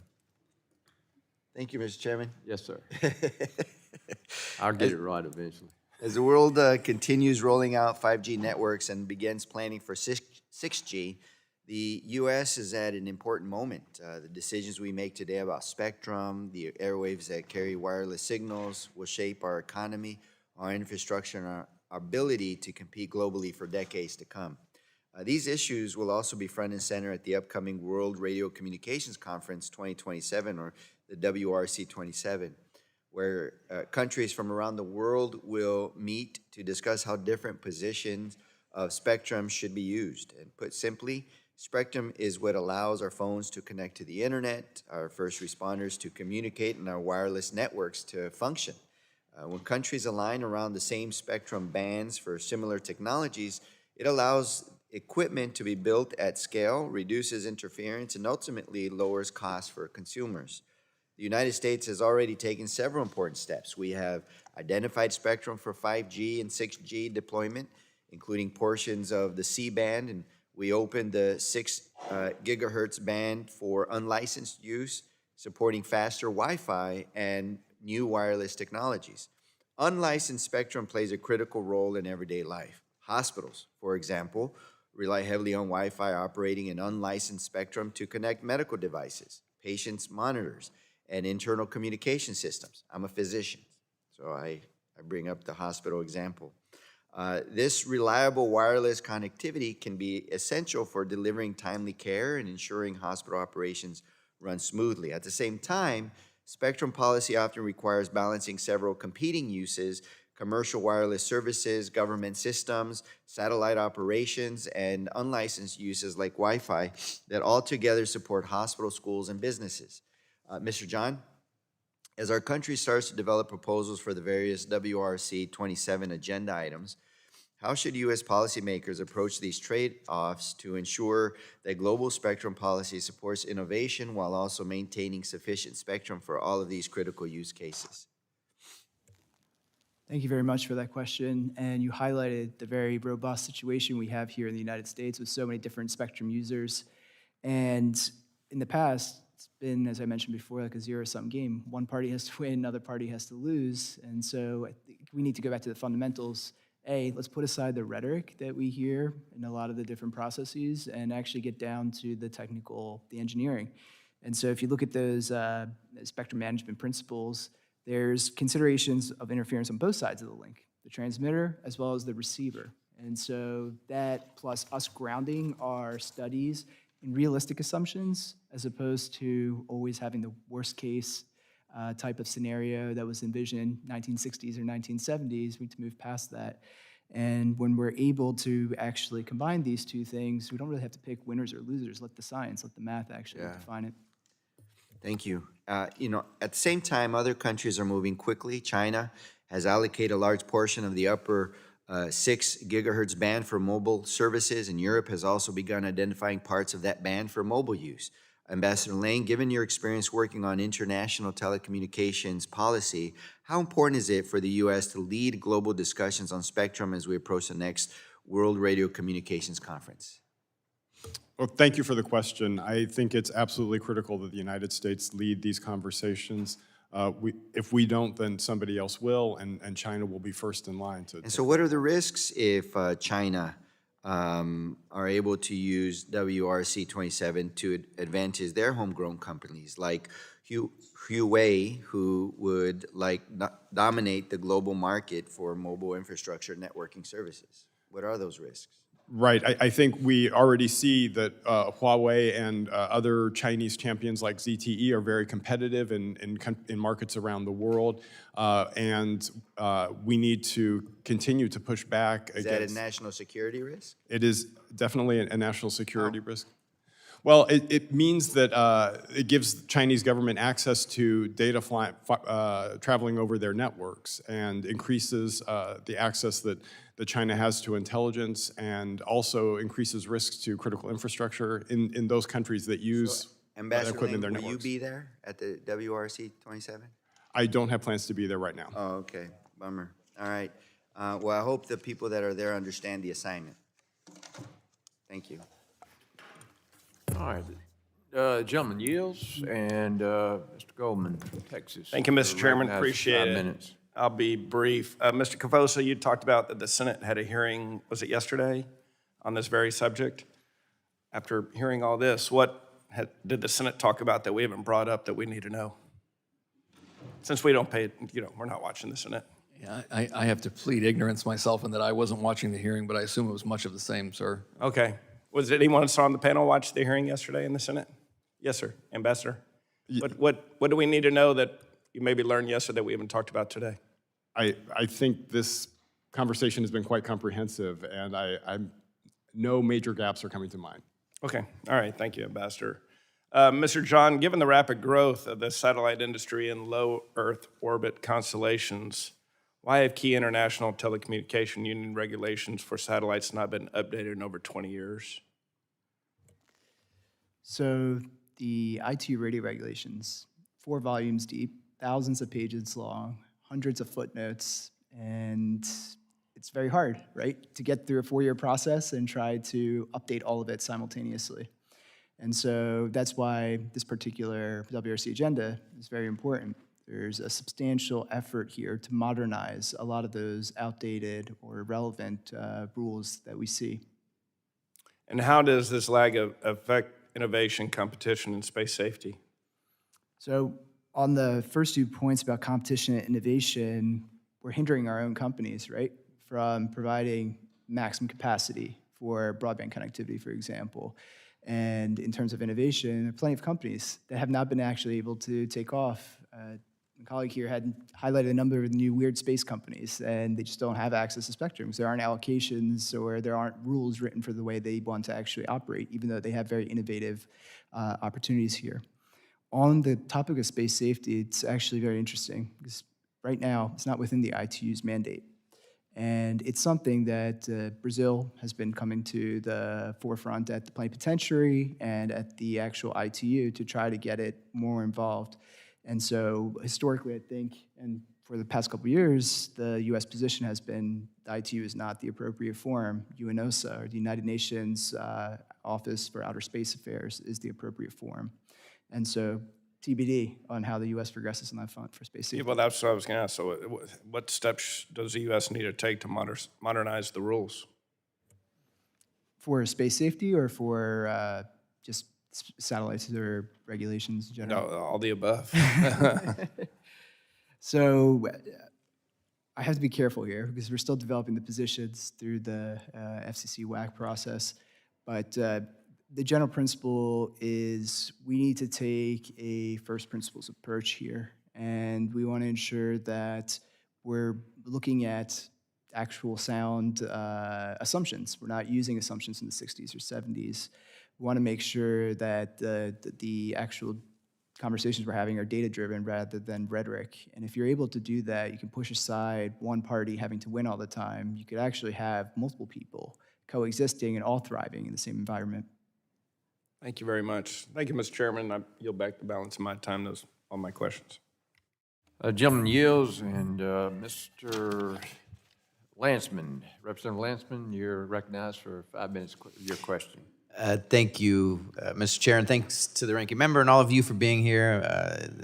So the conference, we've talked about, preparing and what needs to be true, really from a security and competitiveness standpoint. So because you've talked about almost everything, I don't want to be, I don't want to just, go over things you've already covered. So question is around what's missing, similar to Mr. Goldman's question, what haven't we talked about? But the one piece that stands out to me, and maybe this isn't an issue, is that you've got all these big companies that participate or are in a position to participate. But mid-sized companies and certainly small businesses cannot. Or they don't, or maybe they do, I don't know. So I'm curious what that means. Is it bad that they're not in the room? Are they in the room? How do we make sure if they need to be in the room, they're in the room? What should we be thinking about or advocating for as it relates to these mid-sized companies that don't have the same capacity to get over there? And I'll start with you, Mr. Ambassador. No, thank you for the question. I think that is an important one, and I think it is a matter of resources that small and medium-sized companies just don't have the capacity to match what the big companies can do in this process. I think that's where it becomes all the more important for the United States government and its representatives in the process to be thinking about the impact that this has on smaller companies and the innovation environment more generally. I don't know of a silver bullet to enable them to be a part of the process. So I do think there is an additional need for our U.S. government officials to be very cautious, be very cognizant of that issue. And maybe that's just, as we're advocating or checking in, that we're asking, pushing on this question about how additional companies beyond the big folks, how they're involved in their input is being pursued. Thank you for the question. And I think it's important to understand for these major conferences and treaty negotiations, the U.S. can have a very large delegation. Not everyone has to be on the ground. You can have a home team, which we always have as well. The State Department runs a very fulsome process. Trade associations are also part of this conversation, not just companies themselves. And the way these conferences work is you have a plenary, you have multiple working groups, you have working parties, you have drafting groups, you have ad hocs. You can have 10 or 15 conversations happening at the same time. So you need everyone there. You need a U.S. spokesperson for every issue. You need a spokesperson surrounded by some government industry experts. You need everyone there. And you can also sort of role play and game these conversations out.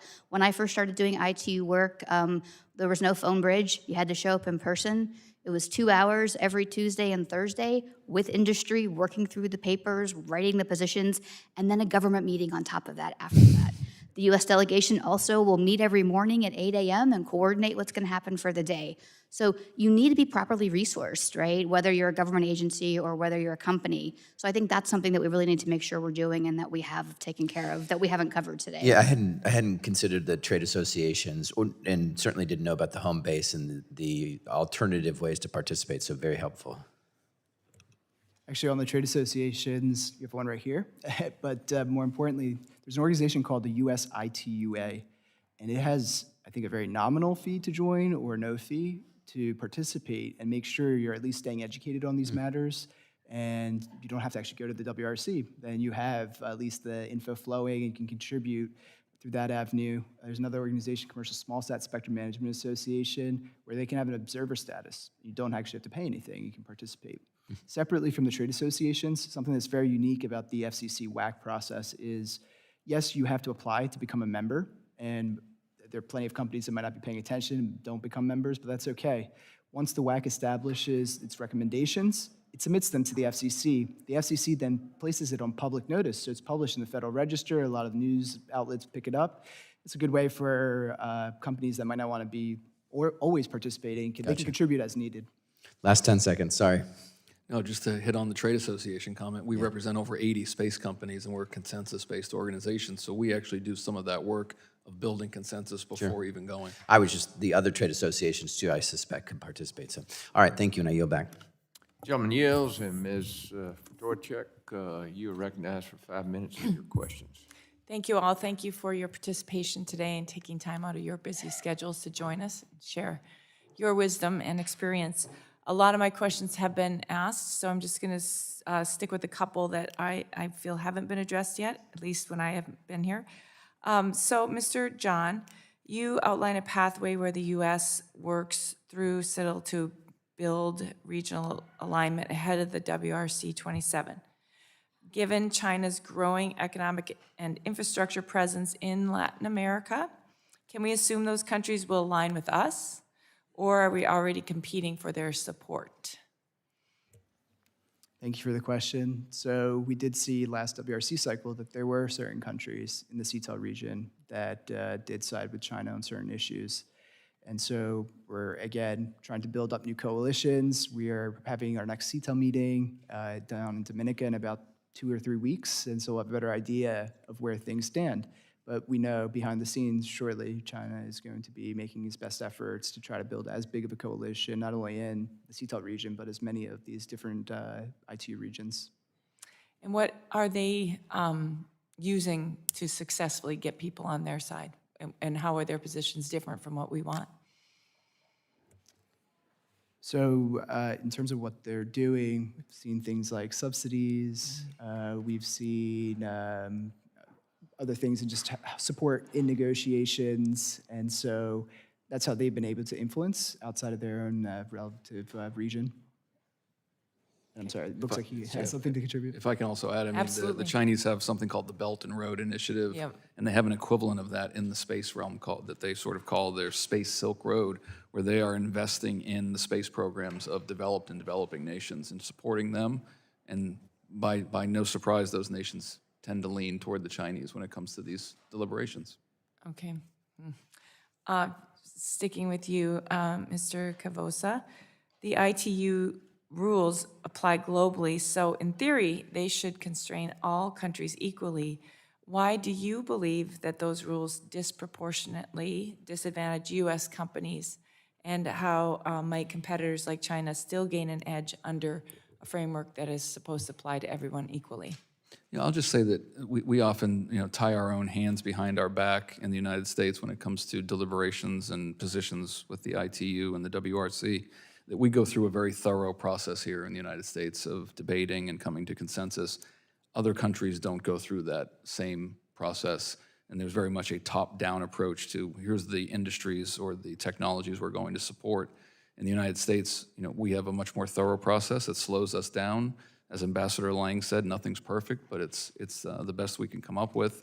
But it just means the U.S. satellite space companies have to fight quite a few battles at home before they can even start to fight those battles on the international stage and compete internationally. Okay. And so what's the solution to that? I think that this administration in particular has been very vocal about supporting the space industry and U.S. space policy broadly defined. And I'd love, for this delegation to take this administration's positions and move very aggressively forward in support of the space and satellite industry. Okay. Thank you all for your participation. Mr. Chairman, I yield back. The gentlelady yields, and Representative Bergen, you are recognized 5 minutes for questioning. Thank you. The upcoming World Radio Communication Conference will set up global rules for spectrum use and satellite services that directly shape how Americans connect and companies compete. This is especially true in my district, where K2 Space builds satellites that supports American defense missions and broadband networks. So we need to ensure that the U.S. is driving the conversation at WRC, not reacting to it. But I have to say, when I first got the information for this hearing, I said, what's WRC? And what exactly do they do? So I want to start with you, Ambassador. Why should my constituents care about the WRC? Thank you for the question. And I think we've cited some of the examples, but there are so many. It's important to companies that are trying to put out new products like wearable devices or self-driving cars. It's important to consumers who, as we've mentioned, want to get off a plane in a foreign country and being able to connect to the network right away. It's critical to our military and our national defense that their radars and communication systems be able to operate without interference. Our transportation safety, both maritime and aviation, depend on communications and navigation systems that use radio frequency spectrum. Weather satellites use spectrum as well so that we can have accurate weather forecasts. So there are so many. And then there's the commercial side of it, is that if the United States can be successful in promoting our approach to spectrum allocation around the world, then our companies have an advantage. Great, thank you. My next question is for Mr. Cavosa. The Port of Los Angeles is in my district, and it uses satellite services for everything from vessel navigation and cargo release to environmental monitoring and port security. Could WRC satellite decisions also impact the port's operations? I mean, the simple answer is yes. I mean, if those companies that are providing those services today don't get the outcome that we need out of this WRC, then their health and of those businesses will be challenged, and therefore providing services to the port would be challenged, and it could turn into a foreign company that provides that in the future. And how do the decisions at the WRC impact the competitiveness of American satellite manufacturers, and in particular, companies that are in my district like K2? K2 is a great example of a new player that's building potentially hundreds or thousands of satellites for U.S. customers, U.S. military, U.S. government going forward. And again, I want to reiterate that the space and the satellite marketplace is very much a global marketplace. We want to be able to sell services and satellites to not just U.S. customers, but customers across the globe. And we need sort of a very stable regulatory environment that favors satellite communications and favors the use of satellite communications in order for this to be a success going forward. Great, thank you. Ambassador, the 2028 Summer Olympics will take place in my district and throughout Los Angeles area. How might WRC outcomes impact the Olympics and the experience of international visitors traveling to my district for the events? Thank you. I think that's super exciting, and it will be important in the facilitating the travel and people being able to connect. People being able to fly airplanes that can use their navigation and communication systems. And I understand that there will also be likely be a 6G demonstration during the Olympics, and I think that will be a great opportunity to see what these new technologies can do and why we need spectrum for them. Great. And my last question for anybody who wants to chime in is, what can we do as lawmakers to make sure that WRC is successful? Anything that we could really do? Yes. Well, I think the most important thing is to make sure that our team is well-resourced when it goes to Shanghai and has a fully funded diplomatic strategy in the months ahead of it as well. Great, yes. And I think it's, we need to not lose sight of the fact that we have a treaty conference this year as well. It's not just WRC next year. And the U.S. needs to succeed this year in November to succeed next year at WRC. And that means getting the positions we want. That means getting the election results that we want. And that means getting our candidates elected. And you all go out and you travel the world. You meet with foreign officials. They come and meet with you. So to the extent you can also advocate for the U.S. candidates, for Doreen, for the ITU to council, for Jennifer to the RRB, those are great things that you can do that can help the team. Great. Thank you all so much. I yield back. Gentlelady yields, and now I recognize Representative Peters for your 5 minutes of questioning. Thank you, Mr. Chairman, and thanks to the witnesses for coming out to help us think through this important conference coming ahead. It's critical for us to understand the decisions that are made at the WRC will shape global wireless networks, satellite services, and emerging technologies for decades. I'm proud to represent San Diego, which is widely recognized as one of the world's leading centers for wireless communications, telecommunications research and development. Our region is home to innovators like Qualcomm and has played a central role in the development of 3G, 4G, LTE, 5G, and now 6G technologies. When the U.S. sends its delegation to the World Radio Conference, we know decisions made abroad will affect our American companies.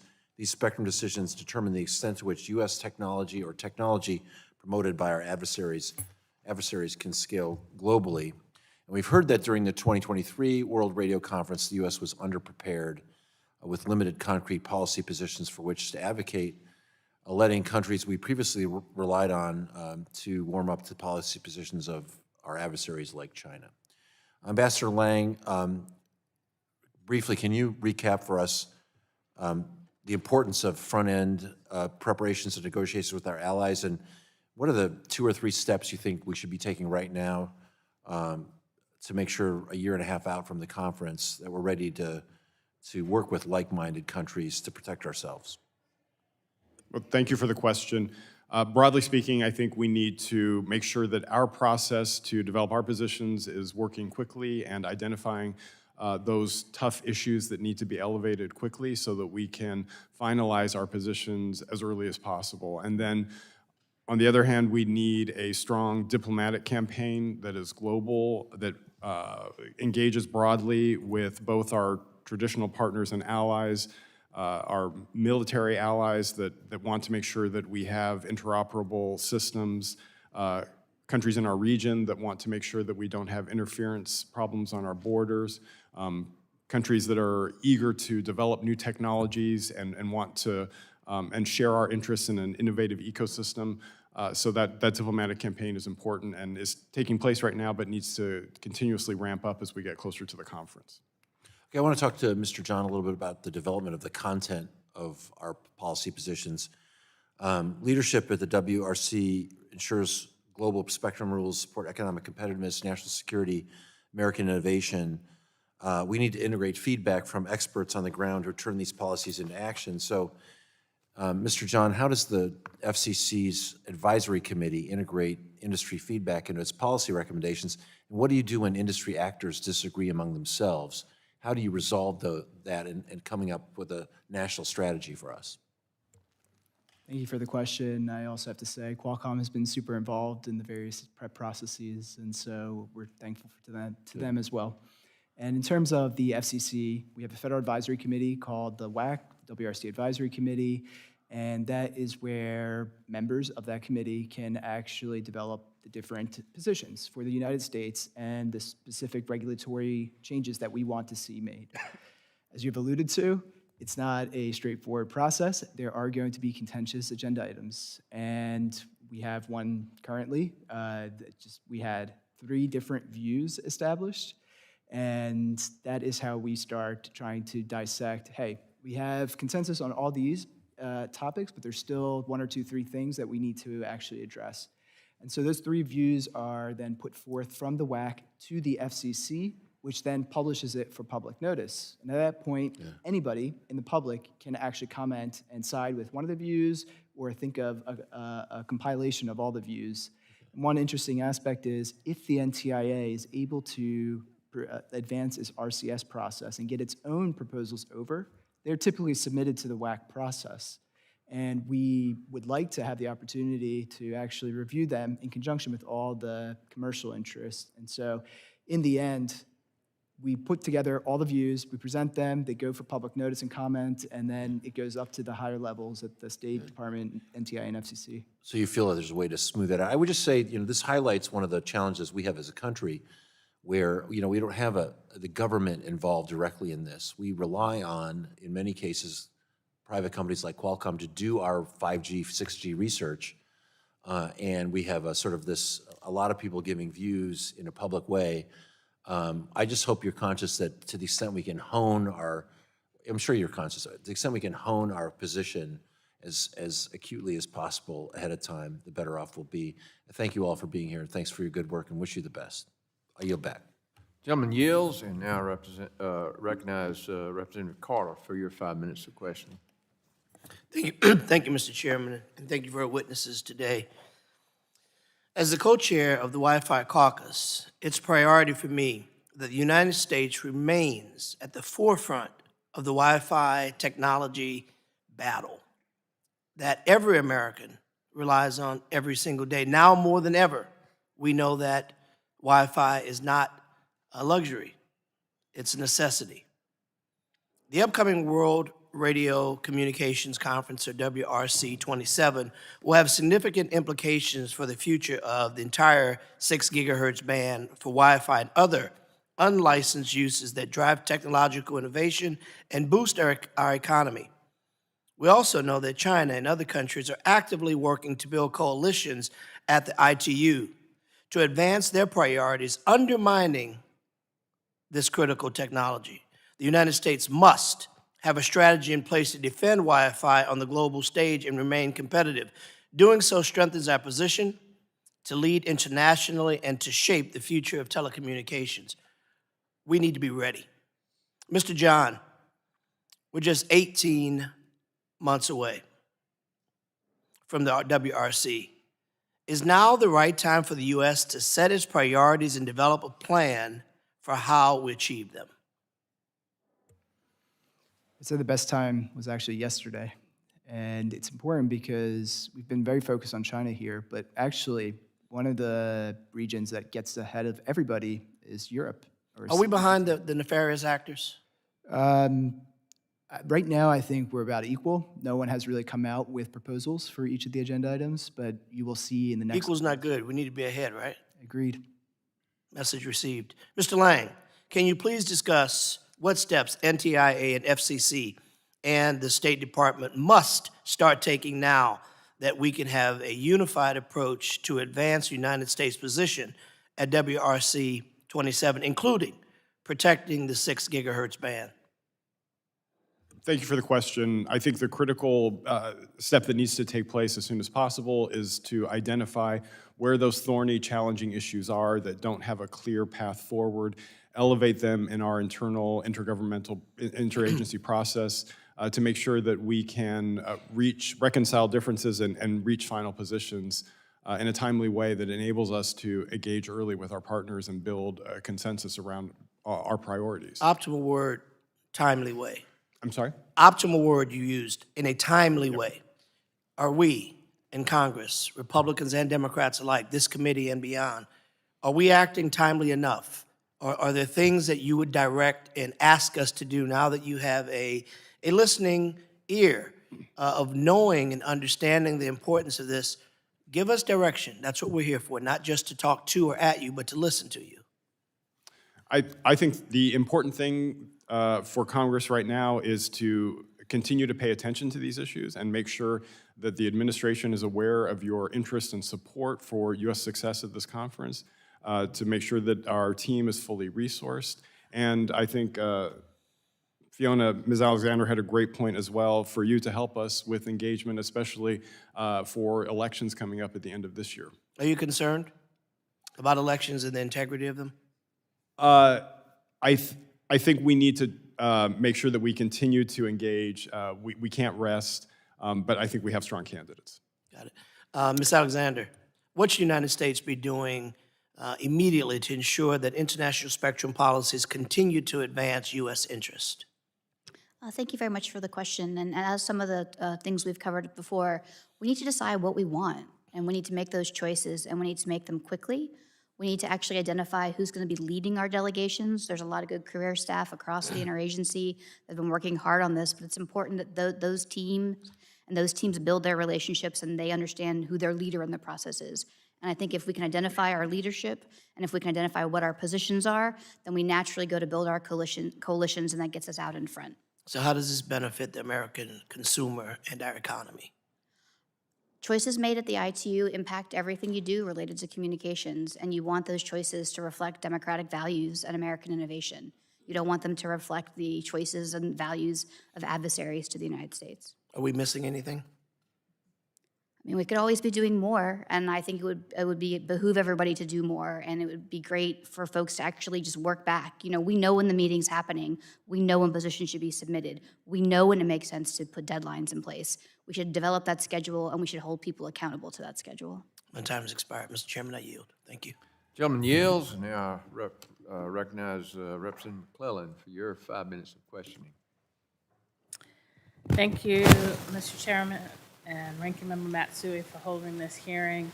The beauty of being one of the last members in seniority is your questions get all asked. I do have one. But before I get there, I just want to say that as the United States enters the World Radio Communications Conference in 2027, we must enter it with a unified voice, a clear, forward-looking policy agenda that modernizes global spectrum frameworks, ensures safe, interoperable, and resilient communications networks, and continues to drive innovation and economic growth both here and around the world. And we have to acknowledge that the United States is not starting from a position of strength, unfortunately. As many of my colleagues and our witnesses have noted today, and it is not lost on me that the next conference will be held in Shanghai. This context matters. Our strategic competitors are not only investing heavily in next-generation communications technology, but are also actively shaping international standards and governance models in a way that may not reflect our values of openness, transparency, and the free flow of information, as Ms. Alexander alluded to. Mr. John, given the enormous economic value that unlicensed 6 gigahertz spectrum generates for the United States, how should policymakers think about the growing global competition between the U.S. model of unlicensed Wi-Fi in 6 gigahertz and China's model of licensed-only cellular use? Thank you for the question. And one helpful thing this cycle is there is no 6 gigahertz agenda item. So we're able to continue protecting what we had established the past 4 years. But you do highlight a very valid point. You see this dichotomy of countries that continue to do mobile IMT and 6 gigahertz, and then the others that are doing Wi-Fi, non-licensed uses. And I think the key difference nowadays is when we were advocating for WRC-23, we said, yes, 6 gigahertz unlicensed, but we didn't have alternative spectrum to point toward. I think the narrative has changed quite a bit in this administration, thanks to you all, the Spectrum Auction Authority being restored, and renewed focus on additional bands that could be available, right, for IMT. And so as we go forward, we now have multiple options at our behest. So it's possible that 6 gigahertz does get greater traction across the world, and we can move and have IMT and non-6 gigahertz bands. And what's at stake for the American technology leadership if more countries follow China's approach? I think we've highlighted global scale, device costs, market access. These are all at stake. Thank you. And for any of the witnesses in my last couple of minutes, is there anything we have not asked you that you think we should have asked you as we prepare for the conference? Yes, Ms. Alexander. So we spent a lot of time talking about WRC because of the importance of spectrum in space, and we've talked about the Plenipotentiary Conference and the importance of elections and U.S. leadership. But there are other decisions that are going to be made at the Plenipotentiary that have the potential to impact America and Americans. And one of those is whether or not to convene the third treaty conference of the ITU that we have not discussed, which is the World Conference on International Telecommunications. And that updates the international telecom regulations That doesn't happen on a routine basis. It has to be a decision of the Plenipot to convene that treaty conference. That conference has not been the most pleasant for us.